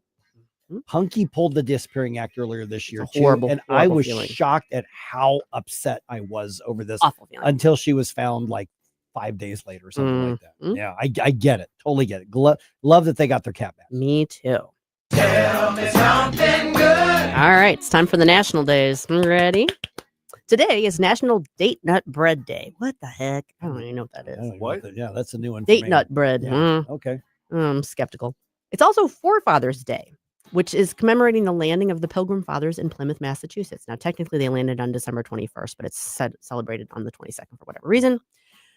Tomorrow, Tuesday, is National Roots Day. In other words, look into your family history sort of thing. Okay. National Pfeffernusse Day. I did not know what a pfeffernusse was. It's Can we say that on the radio? Pfeffernusse. Pfeffernusse? I feel better saying it. It's a German spice cookie. Oh, okay. It's also Festivus. So if you've got a gripe with the Pfeffernusses, you can bring them up tomorrow. Air your grievances. Wednesday is National Eggnog Day. Woo! So you said we said we might need to drink on Yeah, Wednesday. I was going to say thumbs up or thumbs down on eggnog. Around the room. We call ourselves the Noggers, and yes, I am a diehard member of that community. Yeah, I used to, and I would get the just the milk carton, non-alcoholic kind. I used to love it because of my sweet tooth when I was younger. Now it's just overwhelming. Yeah, to I me. can't do it. No. I could drink a White Russian though. There you go. It's also Christmas Eve in case you hadn't figured that one out. So be sure to celebrate that on Wednesday. Thursday, National Pumpkin Pie Day. Alphabet Day. You know why it's Alphabet Day? Why? Noel. Oh. Okay. Noel. There it is. And it's Christmas. Yay! Happy birthday, baby Jesus. And Friday is National Winers Day, National Thank You Note Day. Can I go back to the Winers Day? Yeah. Whining as in drinking wine or whining as being- WHI. Okay, so this the is complainers. So Got it's it. like, Okay. I'm like, we had just had Festivus on Wednesday. Yeah. Why do we need to whine on Friday? I don't know. Okay, all right. National Thank You Note Day, which is appropriate because you just got all your Christmas presents, right? So you got to send out your notes. National Candy Cane Day. That makes Okay, sense because yep. people get the candy canes in their stockings, except for Mike, who's getting coal. That's right. As you can see on the video. He might need you send your candy canes to Mike. He's going to need them. And it's also Boxing Day, which we don't really celebrate here. It's more of a Canada thing. It's a Commonwealth country thing. But it is, it's recognized throughout the world. So yeah. Do they like get into an arena and box? No. This has to do with giving gifts. Right. It's the original tradition was well-to-do people would kind of give their cast-off gifts to the servants in the underclass the day after Christmas. But it's kind of become a more like, it's almost like a big shopping day and kind of a fun like just, kind of come down off of Christmas Day. I think it's a pretty big deal in like Canada. It is, for sure it is. That it's a holiday and so we just don't. No, I mean, it is a good shopping day. You can get some really good bargains on the 26th. Oh, yeah. I remember my mom and some others would go out the day afterwards to just do bargain shopping like crazy. Yeah, well, it's also my anniversary with my handsome beau. Oh, our there very you first go. date was December 26th. The day after. That's an unusual time for a first date. I know. Wow. Okay. Do you remember where you went? Yeah. Where'd you go? We went to the Fox and the Hound in Chesterfield Valley, which is no longer there. Yeah. No, I remember that place. That was a good place. Yeah, well, it worked. We're still Memories. together. Yeah, there you go. After how many years? Coming up on 13. Wow.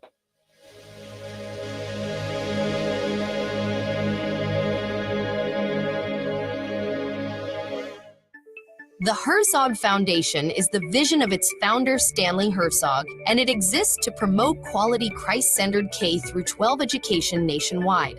Hi, this is Chris Stegall with the Herzog Foundation. We offer a wide variety of resources relevant to today's families, including a free online publication called The Lion. The lion is one of God's most majestic creatures, symbolizing strength and courage. Named for its attributes, the Lion publication carries articles covering a wide range of topics facing American families and culture, especially related to the education of children.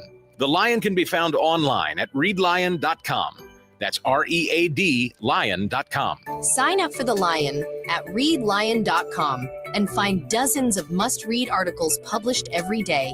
Visit readlion.com and subscribe for the weekly and daily digests so you never miss an article. Readlion.com. That's readlion.com.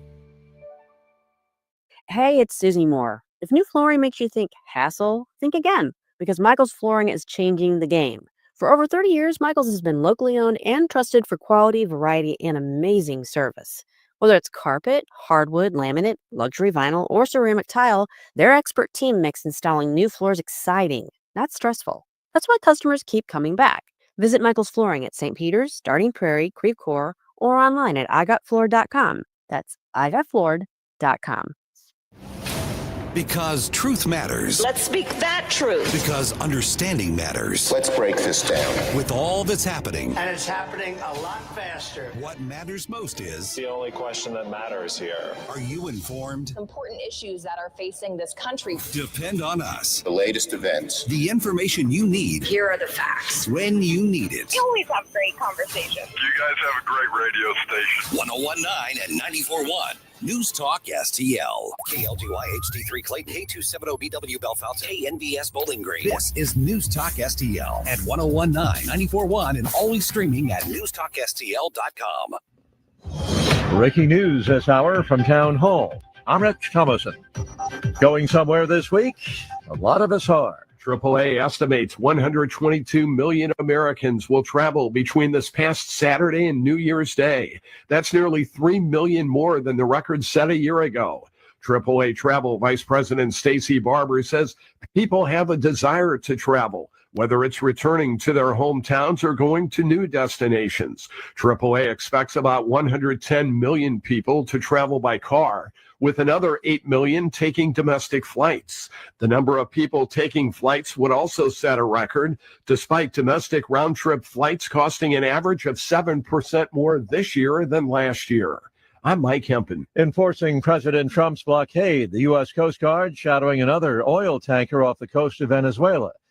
The president is appointing Louisiana Governor Jeff Landry to serve as the U.S. Special Envoy to Greenland, the vast semi-autonomous territory of Denmark that Mr. Trump says is crucial to U.S. national security.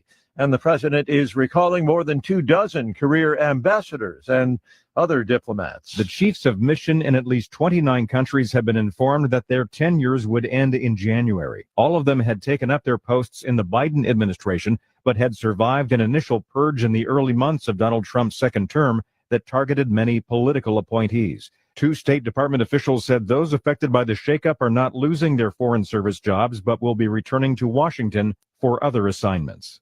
Greg Clugston, Washington. Turning Point USA's Erica Kirk endorsing Vice President Vance as a potential successor to President Trump when Mr. Trump's current term in office comes to an end.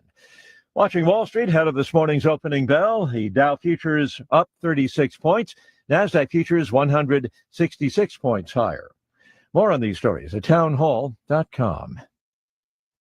At Audion Hearing, our mission is simple: to make better hearing affordable for everyone. This Christmas holiday, enjoy exclusive savings on our high-quality rechargeable hearing aids. Clear, comfortable, and ready to use right out of the box. And here's a study worth hearing. Research shows that wearing hearing aids can reduce your risk of dementia by up to 61%. Join over 1 million happy customers and shop Christmas holiday deals before they're gone at audionhearing.com. That's AUDIEN hearing.com. Charlie Kirk believed courage and conviction still matter. He wanted every Christian to stand firm in their faith, no matter the cost. That's why the Voice of the Martyrs is offering you a free copy of Extreme Devotion. Inside are true stories of Christians in places like China, Iran, and Nigeria who refused to deny Jesus Christ, even in the face of imprisonment or death.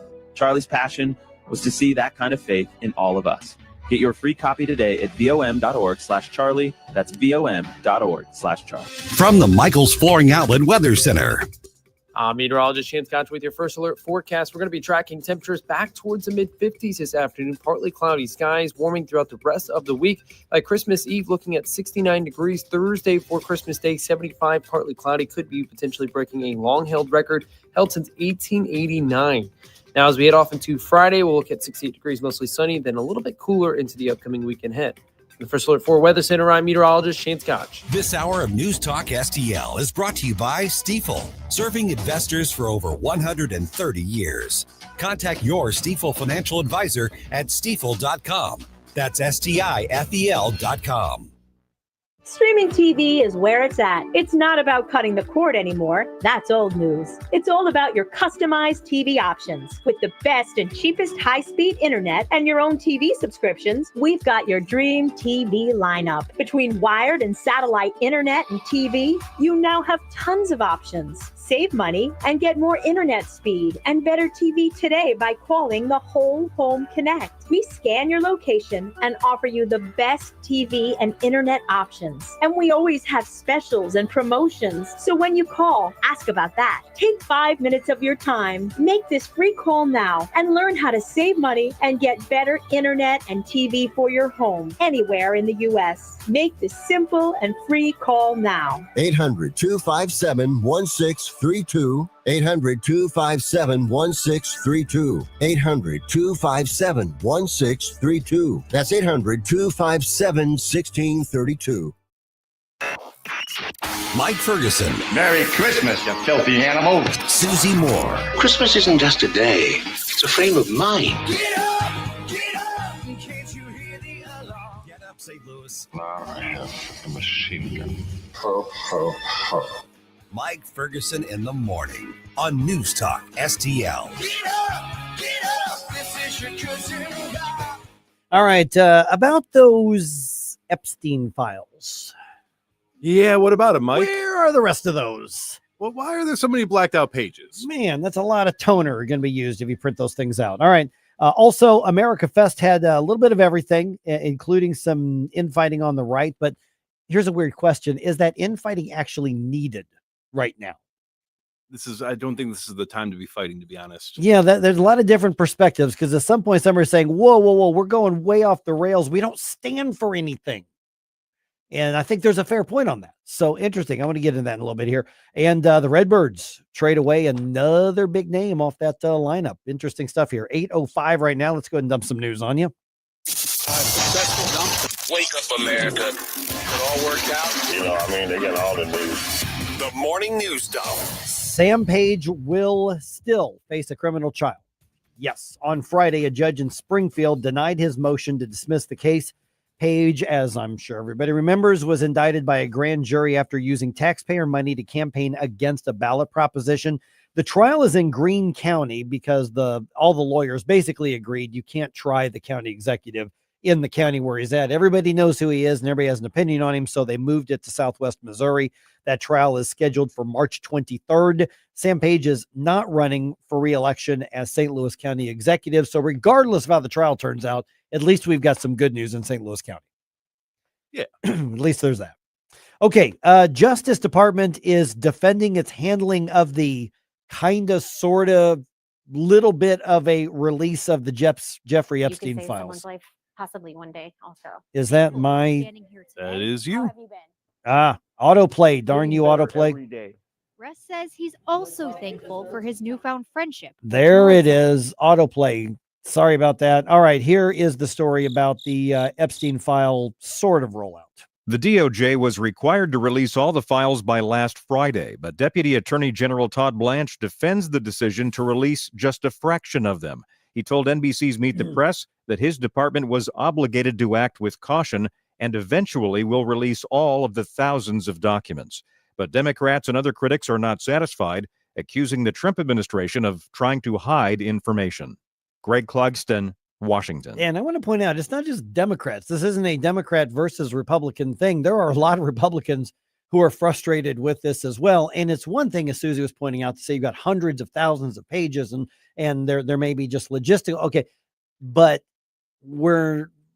that wasn't communicated early. The fact of the matter is that by the letter of the law that was passed, the Department of Justice is in violation of it. Oh, absolutely. And there's no question. So we'll see what happens from here. And the short answer is I don't know.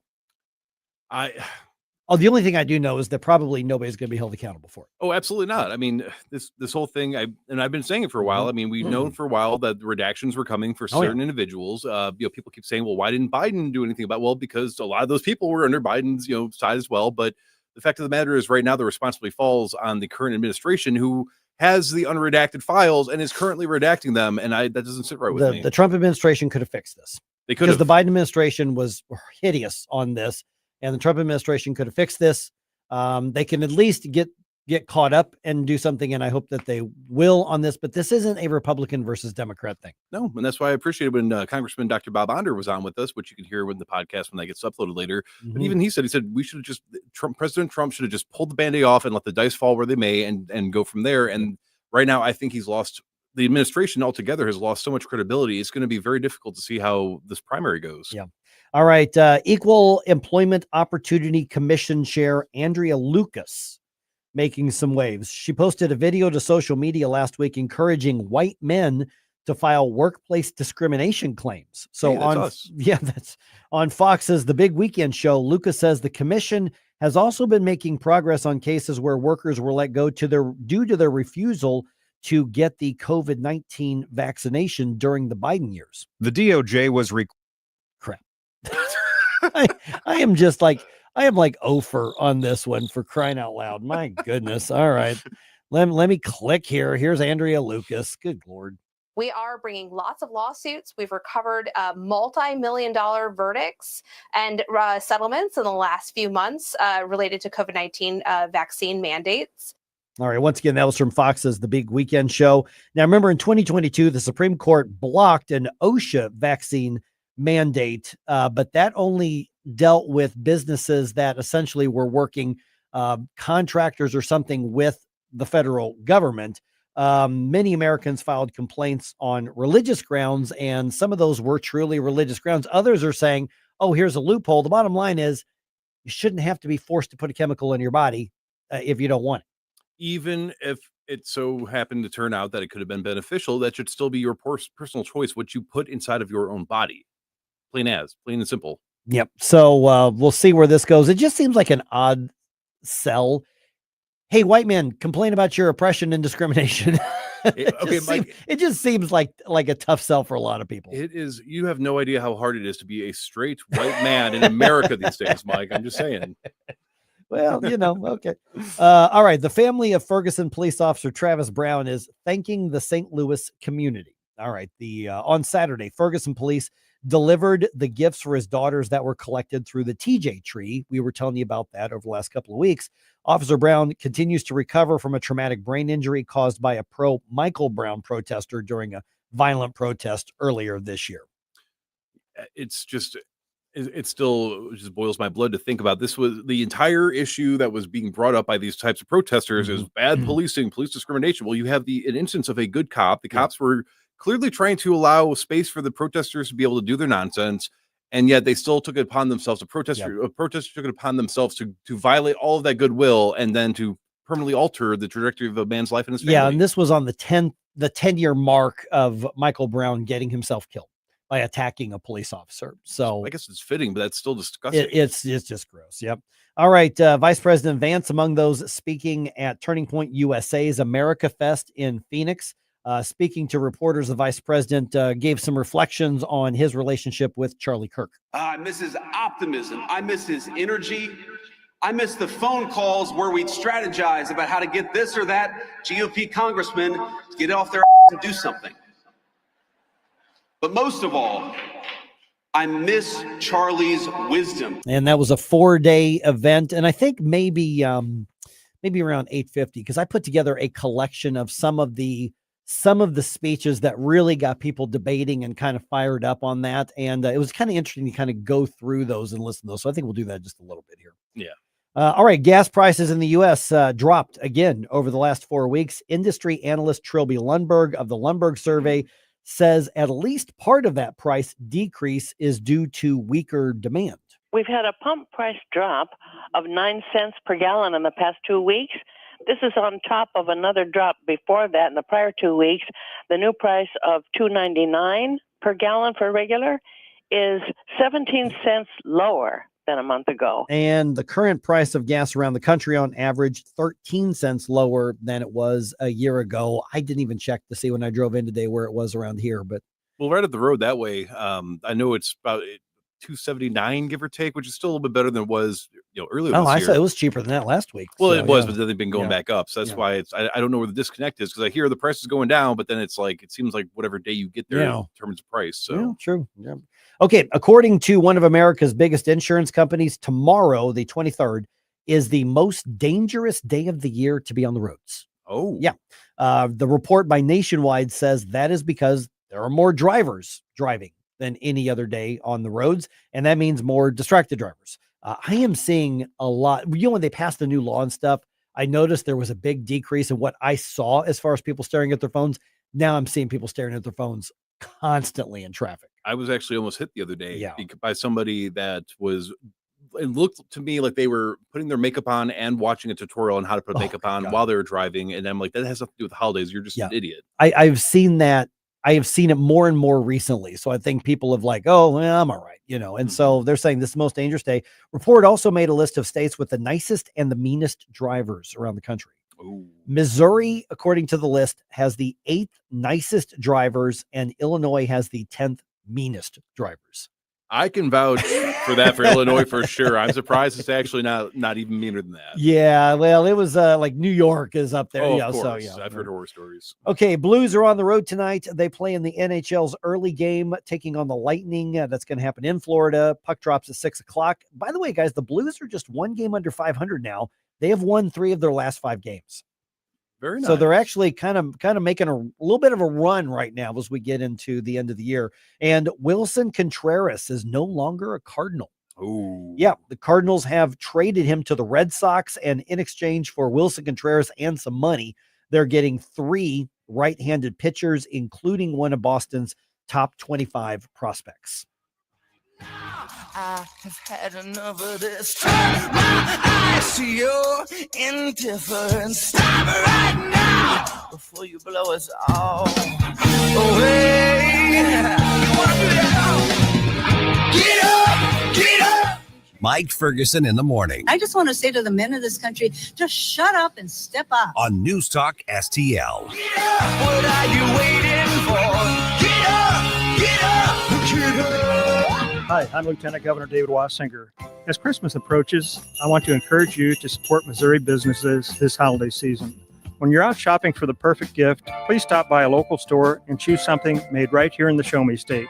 Missouri businesses are the backbone of our communities, and supporting them is a priority for me. To find Missouri-made goods and retailers near you, please visit buymissouri.net. Merry Christmas, and please remember to buy Missouri. Paid for by the Office of Lieutenant Governor David Wassinger. Well, what is it? Well, it's a radio. It was indeed a radio. The entire neighborhood was turned on. The news, analysis, and opinion poured over me like a warm glass of Ovaltine. We triple dog dare you to have a Merry Christmas. From Ruthie's Family Restaurant, Williams Brothers Meats, Gulf Shores Restaurant, Food Truck and Catering, and News Talk STL. What was that? My radio! Hey, Jamie Allman here for my good friend Harry Parker and the ultimate seafood dining experience at Gulf Shores Restaurant and Grill.com. Gulf Shores offering a unique dining experience with a vast, mouth-watering menu of all of your favorite delicious dishes, something for everyone's taste or palate. 3 convenient locations, Edwardville, Creve Coeur, and St. Peter's. Dine in, carry out. They've got a food truck, too. Friendly staff. Looking forward to seeing you, making your dining experience one you will remember. Gulf Shores Restaurant and Grill.com. News Talk STL. First thing in the morning and pretty much all day. Live and local. 1019 and 94.1. News Talk STL.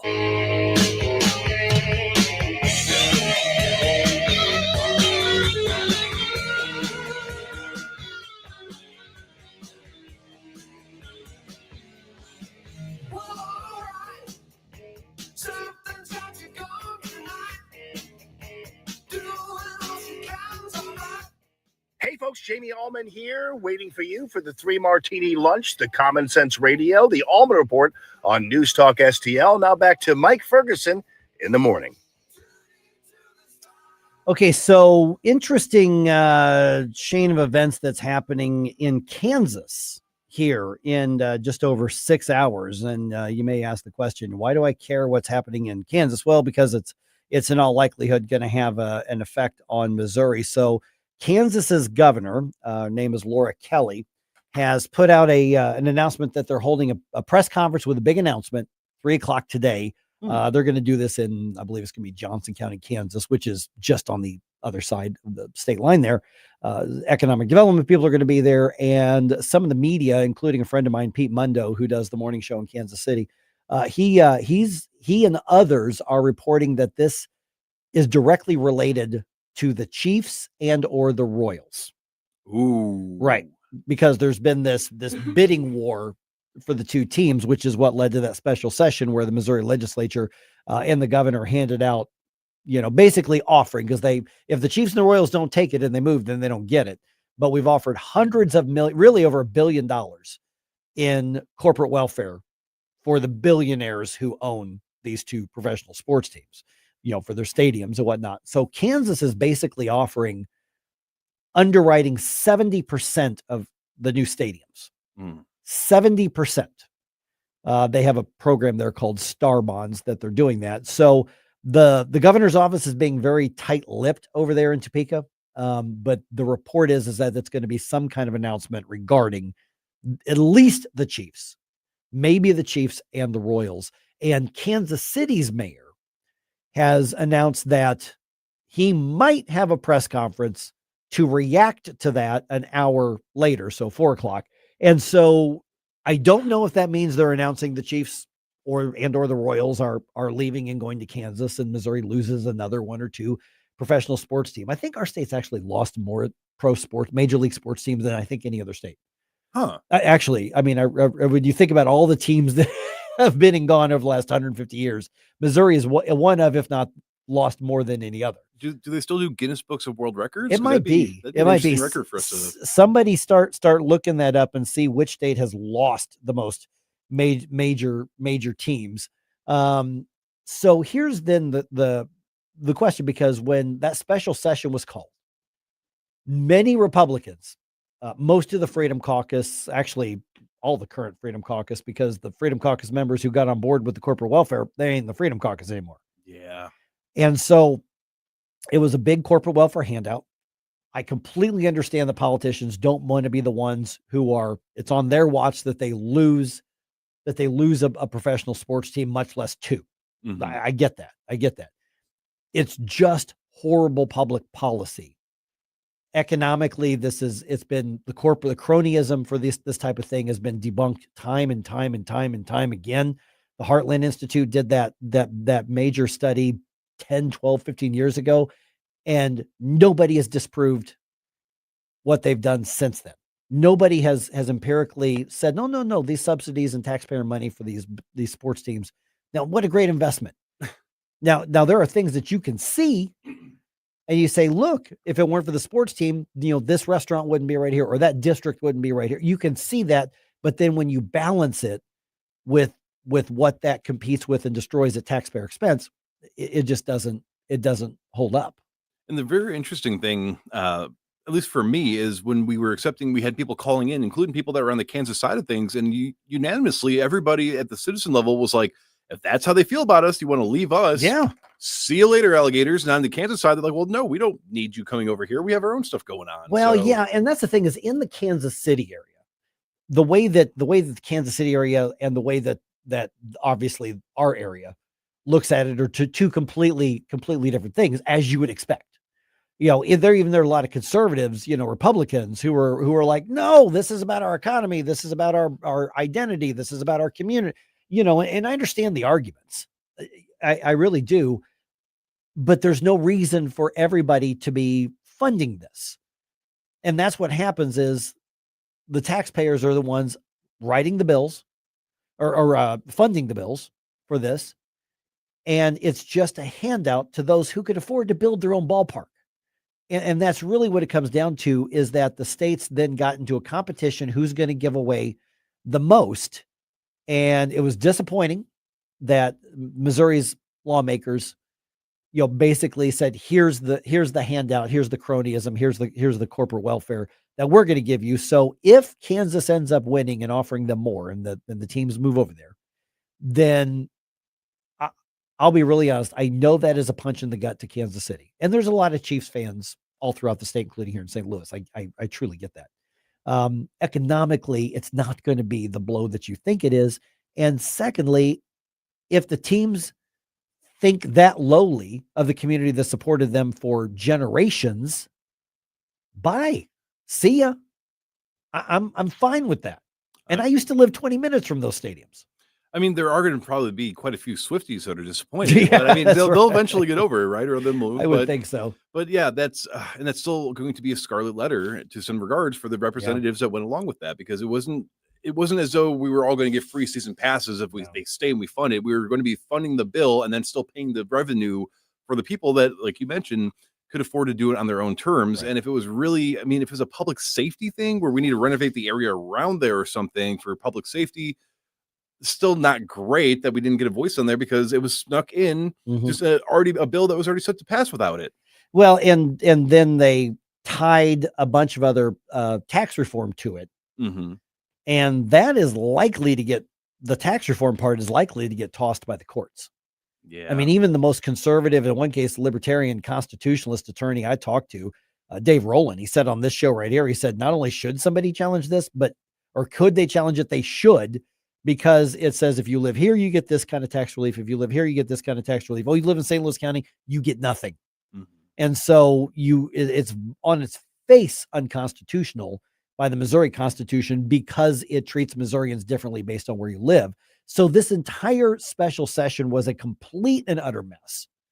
And there was a big fight over giving these billionaires taxpayer money to bribe them into staying where they are and staying in the community that has supported them and made them immensely profitable over, well, since what, 1969 for the Royals, and the Chiefs came in sometime in the 60s as well. They were the Texans before that. And then they came to here. So there's, I haven't been to Arrowhead Stadium in years. Kauffman Stadium is actually a pretty stadium. It's actually a fun place to see a ball game. They've done a nice job, but you know what they don't have in those stadiums? even if they were promised everything to rebuild and renovate and all of that, because of the topography right there off I-70, it's a very hilly, wooded area. Ooh. You could not, under any circumstances, it's physically impossible to build like a ballpark village there. You can't do it. Physically, you cannot do it. And that's one of the reasons that tailgating became such a huge Kansas City thing. And people love tailgating out there.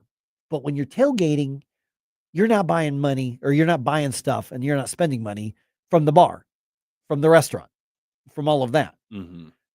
And so that, I think, is why, the Chiefs have looked, and the Royals have looked at what's happening in St. Louis here with the downtown ballpark, or they've looked at what's happened in Denver with their downtown ballpark. They look at what's in Atlanta in their downtown ballpark. They look at Wrigleyville, in Chicago, and they say, ooh, we want that. Mm-hmm. Because then we can have all that property around, probably subsidized by taxpayers, and make a crap ton of money on the process. So the gravy train of the corporate welfare just continues and continues and continues. So the quote unquote winner in this case may end up actually being the loser. So there's going to be a lot of wailing, a lot of gnashing of the teeth if there's an announcement that one or both of those teams is leaving. And I don't know that that's going to be the case today, but if that's what happens, there's going to a lot of people saying, "Oh, Kansas won." I'm over here 4 hours away saying, "No, if anything, we won." Yeah. Well, so realistically, what would be the best case scenario? Because I know one of the big things that Governor Kehoe has been pushing for, and as well as other representatives and members of our legislature have been pushing for, is that 2026, they would really want to figure out how they can either reduce or eliminate certain taxes. And it doesn't seem like if we're going to be using tax funds to renovate $1 billion stadium, that we're going to be able to fund that without taxes of some sort. Mm-hmm. So is it more or less likely then if these teams decide to skedaddle to the Kansas side or wherever else, maybe if they did some kind of back alley deal with another state, even, would that maybe get us closer to where we want to be? And maybe that's the sign of why we're talking more about that? Or is the revenue that could potentially be lost for the state if the teams leave, would that be greater than the amount that we would be able to generate just on our own? Then that's where you go back to that, like the Heartland and all those other studies that say, no, it's at the best case scenario is you break even. Okay. And usually that's not the case. Because when the Rams left, we got that settlement money, but it didn't seem like we went into such massive disarray. That was Democrat policies that did that, but it didn't seem like the state is suddenly like way worse off, because what the studies that we've explored, we've talked to economicists about, is that people are just finding other avenues to spend their money. Yeah. Yep. I'm looking up because I mentioned that which teams have left St. Louis major league teams. And there are so many of them. And who was it that just posted? And let's see here. St. Louis has lost at least an NBA or a pro team. Mm-hmm. Baseball. It's actually lost more than one baseball team. St. Louis, the Missouri itself, and 2 football teams. There are more than that. That's just St. Louis. That's not even all of Missouri here as well. Because, the St. Louis Browns became the Baltimore Orioles. Oh, yep. And obviously we have lost the St. Louis Cardinals, now the Arizona Cardinals, and then the Rams went back to LA. And then you've also got, remember the A's, what are the Oakland A's? Now they're playing in just outside Oakland there, wherever they are. And they're about to move to Las Vegas. They were the Kansas City A's after being the Philadelphia A's.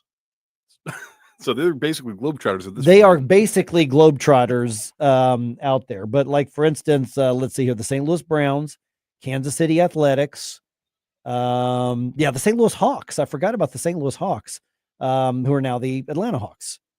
Let's see here. And then there's a couple teams. Oh, yeah, I forgot the Kansas City Kings. Then went on to become the Sacramento Kings. Wow. Yeah, I forgot that they were in Kansas City as well. So 2, and the 2 NFL teams. Let's see here. The Kansas City Scouts for the NHL. According to MissouriLegends.com, they were the original name. Man, I don't think they turned into another one. So, and then of course some soccer teams and things like that, but nobody pays attention to them. So yeah, a lot of sports teams that we lost. And it doesn't seem like we're really all that much worse off. If they want to leave, then we'll just find another team to import, I guess. Yeah, I mean, you don't when your sports team leaves and you're like, what am I going to do to this, $300 I was going to spend at the game? I guess I'll set it on fire. No, you spend it on something else. If that's your entertainment discretionary money, you spend it on something else. So while we're waiting for that press conference at 3:00 to figure out what's actually going on with these teams, I want to know, where are the rest of the Epstein files and why does it matter? So we're going to talk about that, the good, the bad, the ugly of America Fest with Free Market's Matt Kibbe at 8:20. So stay tuned.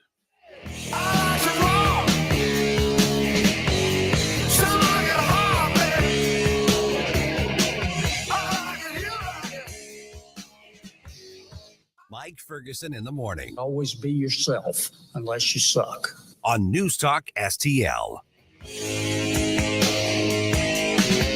From the Michaels Flooring Outlet Weather Center. Meteorologist Chance Gotch with your first alert forecast. We're going to be tracking temperatures back towards the mid-50s this afternoon. Partly cloudy skies, warming throughout the rest of the week. By Christmas Eve, looking at 69 degrees. Thursday for Christmas Day, 75, partly cloudy. Could be potentially breaking a long-held record held since 1889. Now, as we head off into Friday, we'll look at 68 degrees, mostly sunny, then a little bit cooler into the upcoming weekend ahead.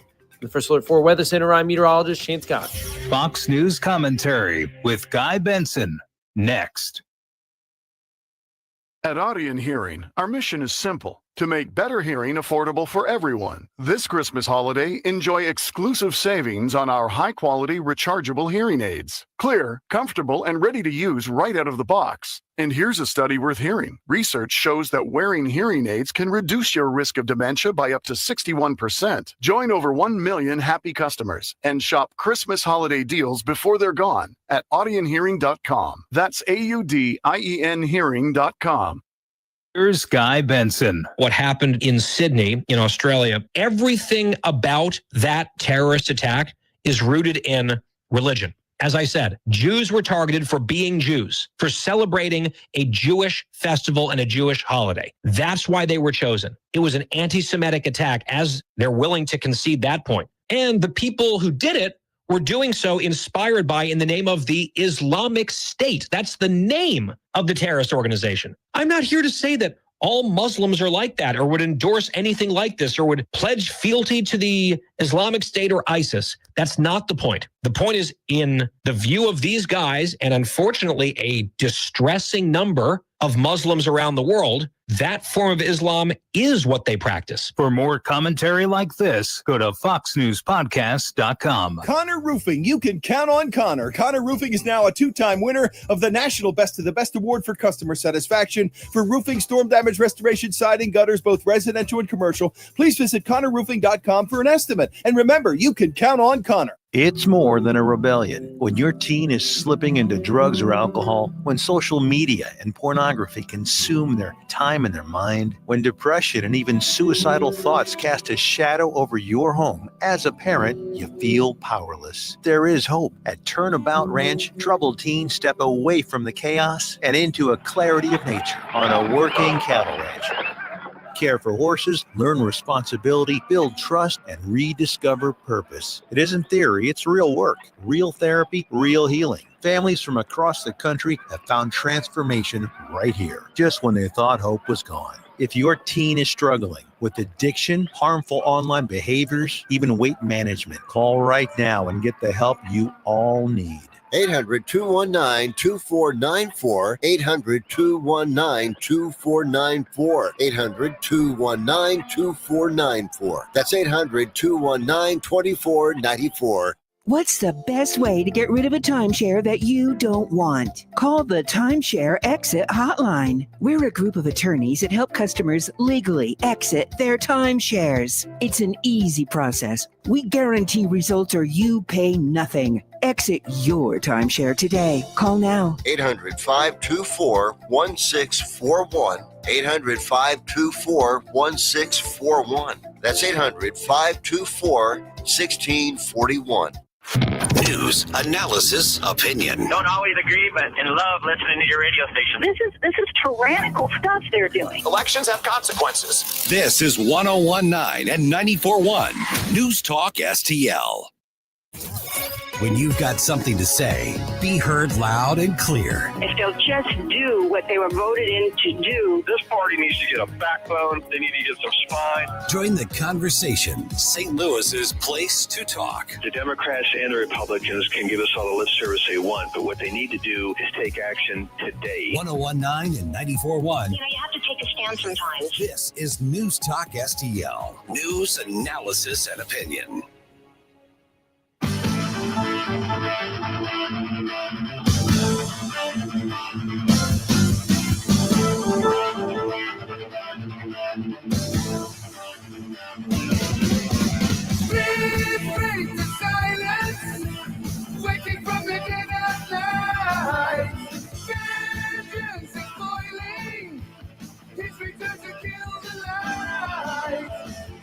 Hey, Chris Arp from the Tim Jones and Chris Arp Show. Make sure that you're listening to our show this afternoon from 4 to 6. Now back to the Mike Ferguson in the Morning Show. All right, where are the rest of the files? Let's talk about that. But let's also talk about why the Epstein case should not be just a partisan thing. And then as time allows, I thought there was just an interesting development when you looked at this Turning Point USA America Fest that happened over the weekend. Some would call it infighting. Others would look at it, and I'm really sympathetic to this view. Others would look at it and say, but wait a minute, at some point, do you reassess where the conservative or where the freedom movement is and say, we need to be principled based on this? And so what are those principles, and are those being threatened, and are we threatened to be derailed from the things we're supposed to accomplish? I think those are actually fair questions. We're now joined by Matt Kibbe from freethepeople.org. And if you haven't seen the Kibbe on Liberty podcast or checked out his TV show, you really ought to do it. Matt, appreciate you being on the program here. Good to chat with you again. So let me ask you, starting about the Epstein stuff, the salaciousness aside, and everybody's got the dueling pictures out there. Somebody just put a picture of Bill Clinton in a hot tub, and I'm not sure I'm gonna be able to sleep tonight now after seeing that. But a lot of people are trying to make this into a Democrat versus Republican thing. And I think that there's a lot of people who are losing sight of this isn't about partisan gain right now. There's a bigger picture here. I have to ask, can you hear me? Yes, we can.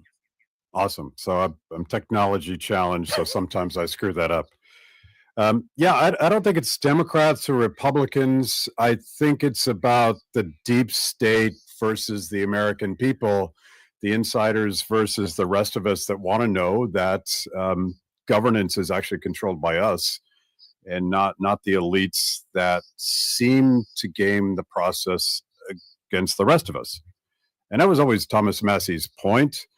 Donald Trump has been running on releasing the Epstein files for almost a decade now. And I think ultimately there's two issues.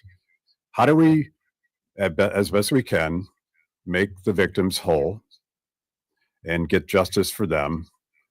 But how do we also know that our intelligence community, maybe foreign intelligence communities, are not using some sort of honeypot scheme to control politicians and other elites and force them to do what they want to do instead of what their constitutional responsibilities are? Yeah, and we've got so there's a bigger issue of the trust in government, because basically we're being told right now, Matt, well, it's a logistical nightmare. We've got hundreds of thousands of pages and documents. Obviously, we have to account for national security. We have to account for not basically outing the victims on this. So here's hundreds of pages of blackout. And so, Todd Blanche and some of the others are saying, well, it's just logistical. We'll get them out as soon as we can. It's just a lot of work to do. And in the meantime, we're being told, well, just trust us. We'll get to it, when we've got years and years and years of being given reasons to not trust them, regardless of the party or the president. Of course, many of these FBI files go all the way back to the 1990s. So I feel like they've had time to prepare for this. And certainly Thomas Massey and Ro Khanna have been working on this for quite some time. So all of that's a little bit ridiculous. And the good news is today, after Massey and Khanna said that they were going to use inherent contempt to hold Pam Bondi accountable, apparently the Justice Department is unredacting some of the redacted information that they started to release. So there's something happening, but clearly not enough. And it's kind of mysterious why the Trump administration is fighting so hard not to release these files that they always said they were going to release anyway. Yeah, I mean, at the very least, it's a terrible look. And let's take the worst case scenario. It compromises relationships with, massive economic situations, or maybe other countries or something like that. And somebody may say, well, what happened to the victims is awful, but we do really have much bigger picture. And at some point, the core of the issue is going to be, can we trust those who were elected to serve and elected to lead? And if we can't trust them to tell us the truth, and if we are going to cover up and be in violation of this law, in order to protect a quote unquote bigger picture, then what kind of foundation do we have for a republic? What kind of foundation do we have for a constitutional form of government to start with? Yeah. Like if you're a libertarian, if you're MAGA, if you're a progressive who wants to believe that we live under a constitutional republic, and that there's democratic accountability for the elites, either in politics or just moneyed interests, we have to solve this problem. Because right now, it looks like they're in charge, not us. We're visiting with Matt Kibbe from freethepeople.org, and you can check him out, Kibbe on Liberty, which, by the way, long-form discussion with Thomas Massey. That was just last week, wasn't it, Matt? Yeah. We've had a number of conversations with Thomas, and I like the format because instead of being on Fox News, Thomas actually gets to talk about deep dive on what he's thinking about. Yeah, that was really a fascinating discussion, and we'll tell people how to find that here in just a couple of minutes, Matt. Let me shift gears just a little bit. I thought the developments at Turning Point USA, the America Fest, were interesting in that, obviously you've got the sort of influencer slap fight that was happening, but I think there was a bigger picture on that.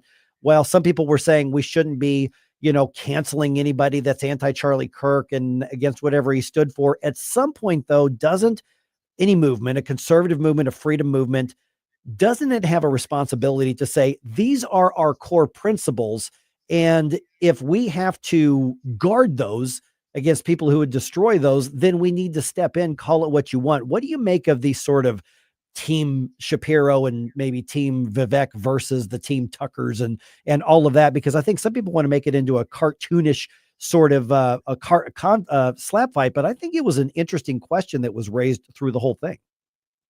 Yeah, obviously Charlie was unique in the sense that he was able to hold these different factions of this coalition together.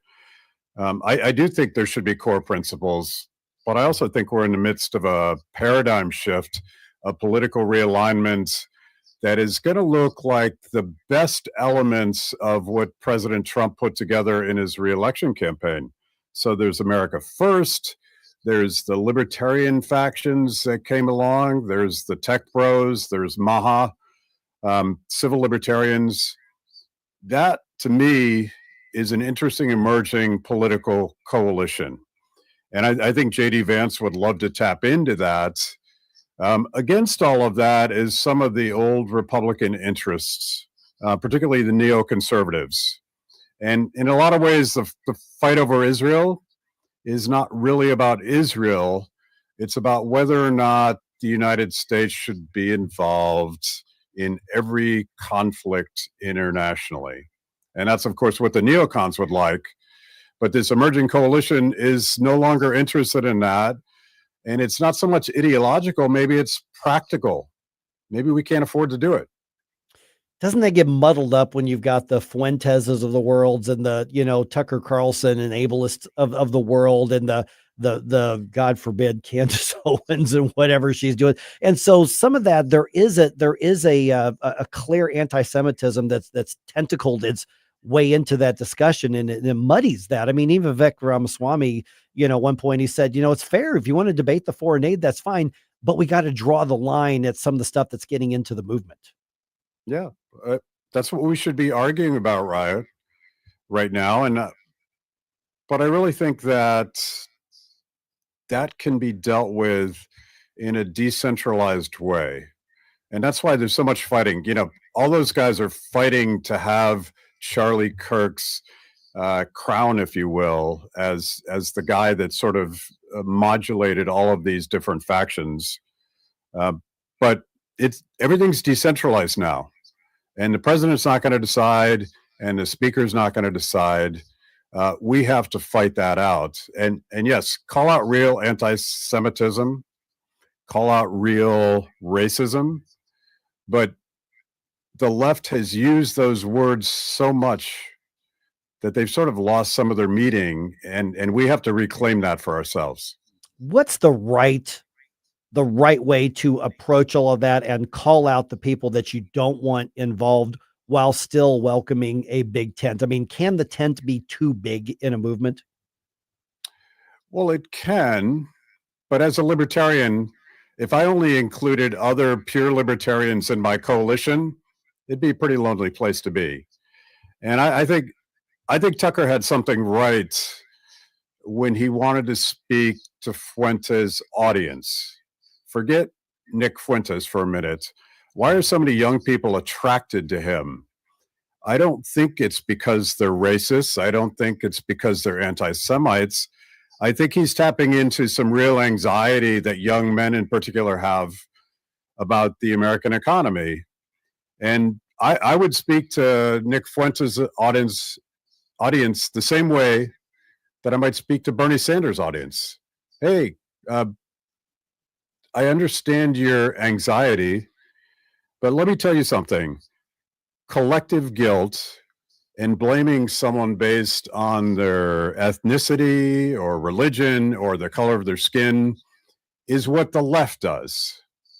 That's not us. We judge people based on their individualism. And I think that's a conversation worth having. Yeah, and Carlson just failed on that. He essentially platformed and promoted it, and I think it's a valid criticism of what he did. I mean, I got a lot of issues with the direction Tucker Carlson's going, but Fuentes just being not essentially, he is a neo-Nazi, want to be an apologist. I mean, that's the kind of thing somebody says, well, there's got to be a line somewhere, right? Of course. Yeah.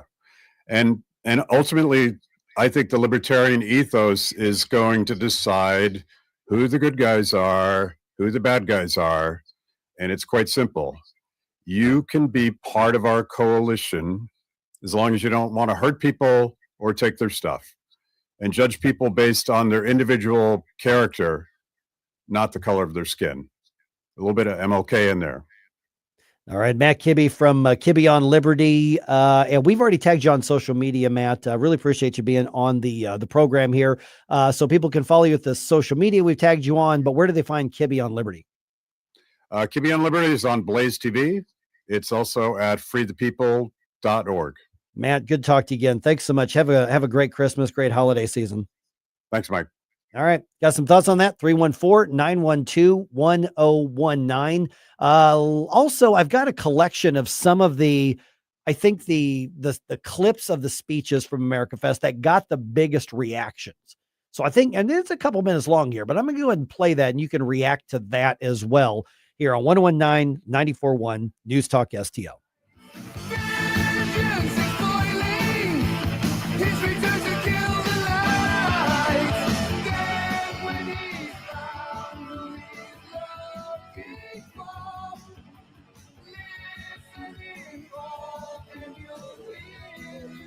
Mike Ferguson in the morning. Someone in that control room is out of control. On News Talk STL. This is the story of the one. As a custodial supervisor at a high school, he knows that during cold and flu season, germs spread fast. It's why he partners with Grainger to stay fully stocked on the products and supplies he needs, from tissues to disinfectants to floor scrubbers. All so that he can help students, staff, and teachers stay healthy and focused. Call 1-800-GRAINGER, click Grainger.com, or just stop by. Grainger, for the ones who get it done. Oh no, stomach issues again? Stomach issues? Who are you? Your pancreas. I could be the real reason for your diarrhea, gas, bloating, stomach pain, or loose oily stools. I thought it was my stomach. People often do, but any of these symptoms could mean having a condition called exocrine pancreatic insufficiency, or EPI. With EPI, the pancreas doesn't release enough enzymes to break down food, but EPI is manageable. Use the symptom checker on identifyepi.com and speak with your doctor. That's identifyepi.com. Sponsored by AbbVie. Hey, how you doing? Santa Vic here. And Santa's head Vic head here. And you can win some great prizes with News Talk STL's St. Louis Conservative Christmas. You forgot the ho, ho, ho. You forgot the ho, ho, ho. Oh! No, ho, ho. Oh! Log on to NewsTalkSTL.com for your chance to win great prizes from Havana 1961 Restaurant, Trolley Stop Bakery, and Whistle Pig Outdoors. NewsTalkSTL.com. Oh!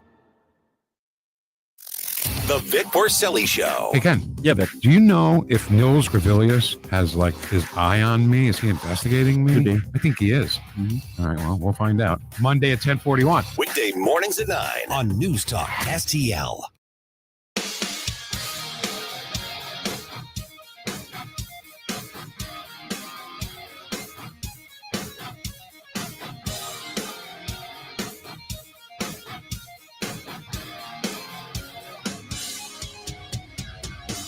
Hi, it's Vic Porcelli. And Ken. Hi, Ken. Hey, Vic. Ken and I are on every Monday through Friday here on News Talk STL. Right now, you're listening to Mike Ferguson in the morning on 101.9 and 94.1 News Talk STL. Whoosh, my morning, people. All right. The podcast of all of our discussions is going to be up at the News Talk STL's podcast. You can subscribe directly to Mike Ferguson in the morning and check that out with Matt Kibbe right there. You haven't seen the show. No, but I'm definitely going to have to check it out now. I think you'll definitely like that. Actually, my wife's actually been on the show. Oh, yeah. Wow. When the book came out a while back. So it's a great set, great show. Matt, obviously, Matt and I agree on most things, not everything, but he's a really, really thoughtful guy. If you haven't followed Matt Kibbe, I hope that you do, so you can check him out. Social media, we've already tagged him. Okay, so this America Fest thing was, I think, really interesting. So one of the things that, as I was checking in and out of it, because I don't spend my weekend sitting there watching news, and trust me, this coming weekend, I will be doing none of that. Everything could go crazy. I'm probably not going to know about it on purpose, but I was checking in and seeing the reactions to some of the speeches. And so I went and listened to a number of them, and then I grabbed some of the more controversial, more provocative parts of those speeches. And I just kind of put them together. So I'm not claiming that this is representative of everything that happened at America Fest, but these were among the clips that people reacted to the most, at least online. So let me kind of go through these, and they kind of go just from one to the other. There are several ones here. Here's a kind of the vibe that was on that stage. If you believe in normalizing hatred towards any ethnic group, toward whites, towards blacks, towards Hispanics, towards Jews, towards Indians, you have no place in the future of the conservative movement. Period. And I will not apologize for that. I will not hedge when I say it.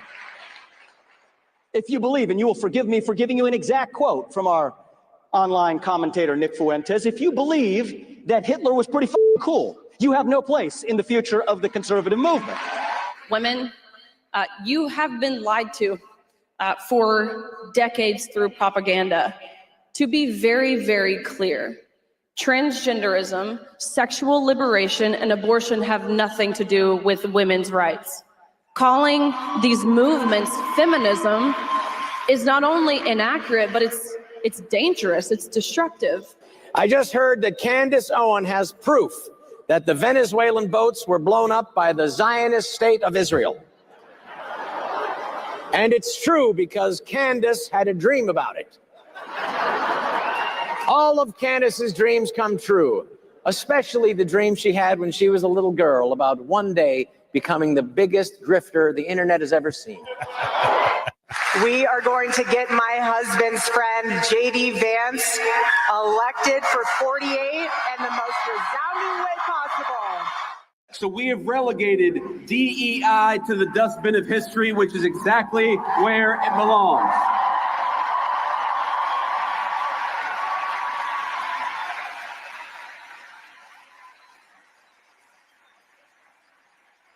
In the United States of America, you don't have to apologize for being white anymore.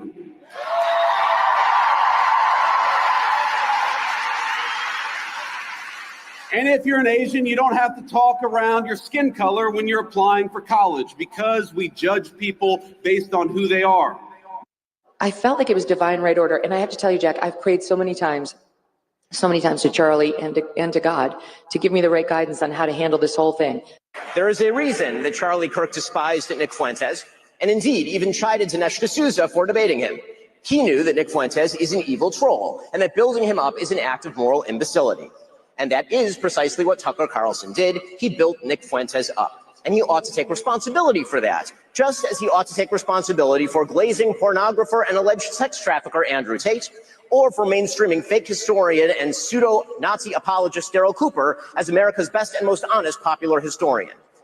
What you're watching now, attacking millions of Americans because they're Muslims? It's disgusting. And I'm a Christian. I'm not a Muslim. I know there's a lot of effort to claim I'm a secret jihadi. I'm not. That this isn't the Republican Party anymore. It's the America First Party. It's the Make America Great Again Party. And we are not going back. Okay, so there were some people who were saying, no, all the disagreement and the conflict, not a bad thing. Others were saying, don't fight amongst ourselves. The left is the big enemy. I'm still one of those who says there are some danger signs creeping in to the freedom/conservative movement. And every once in a while, you have to knock the mud off of the shoes and leave some of the stuff behind. With where we're at and this point in the administration, I'm willing to say the enemy of my enemy is my friend, and we can figure it out later. I know, Mike. I'm not fully on board with that. I know. Interesting thought, though.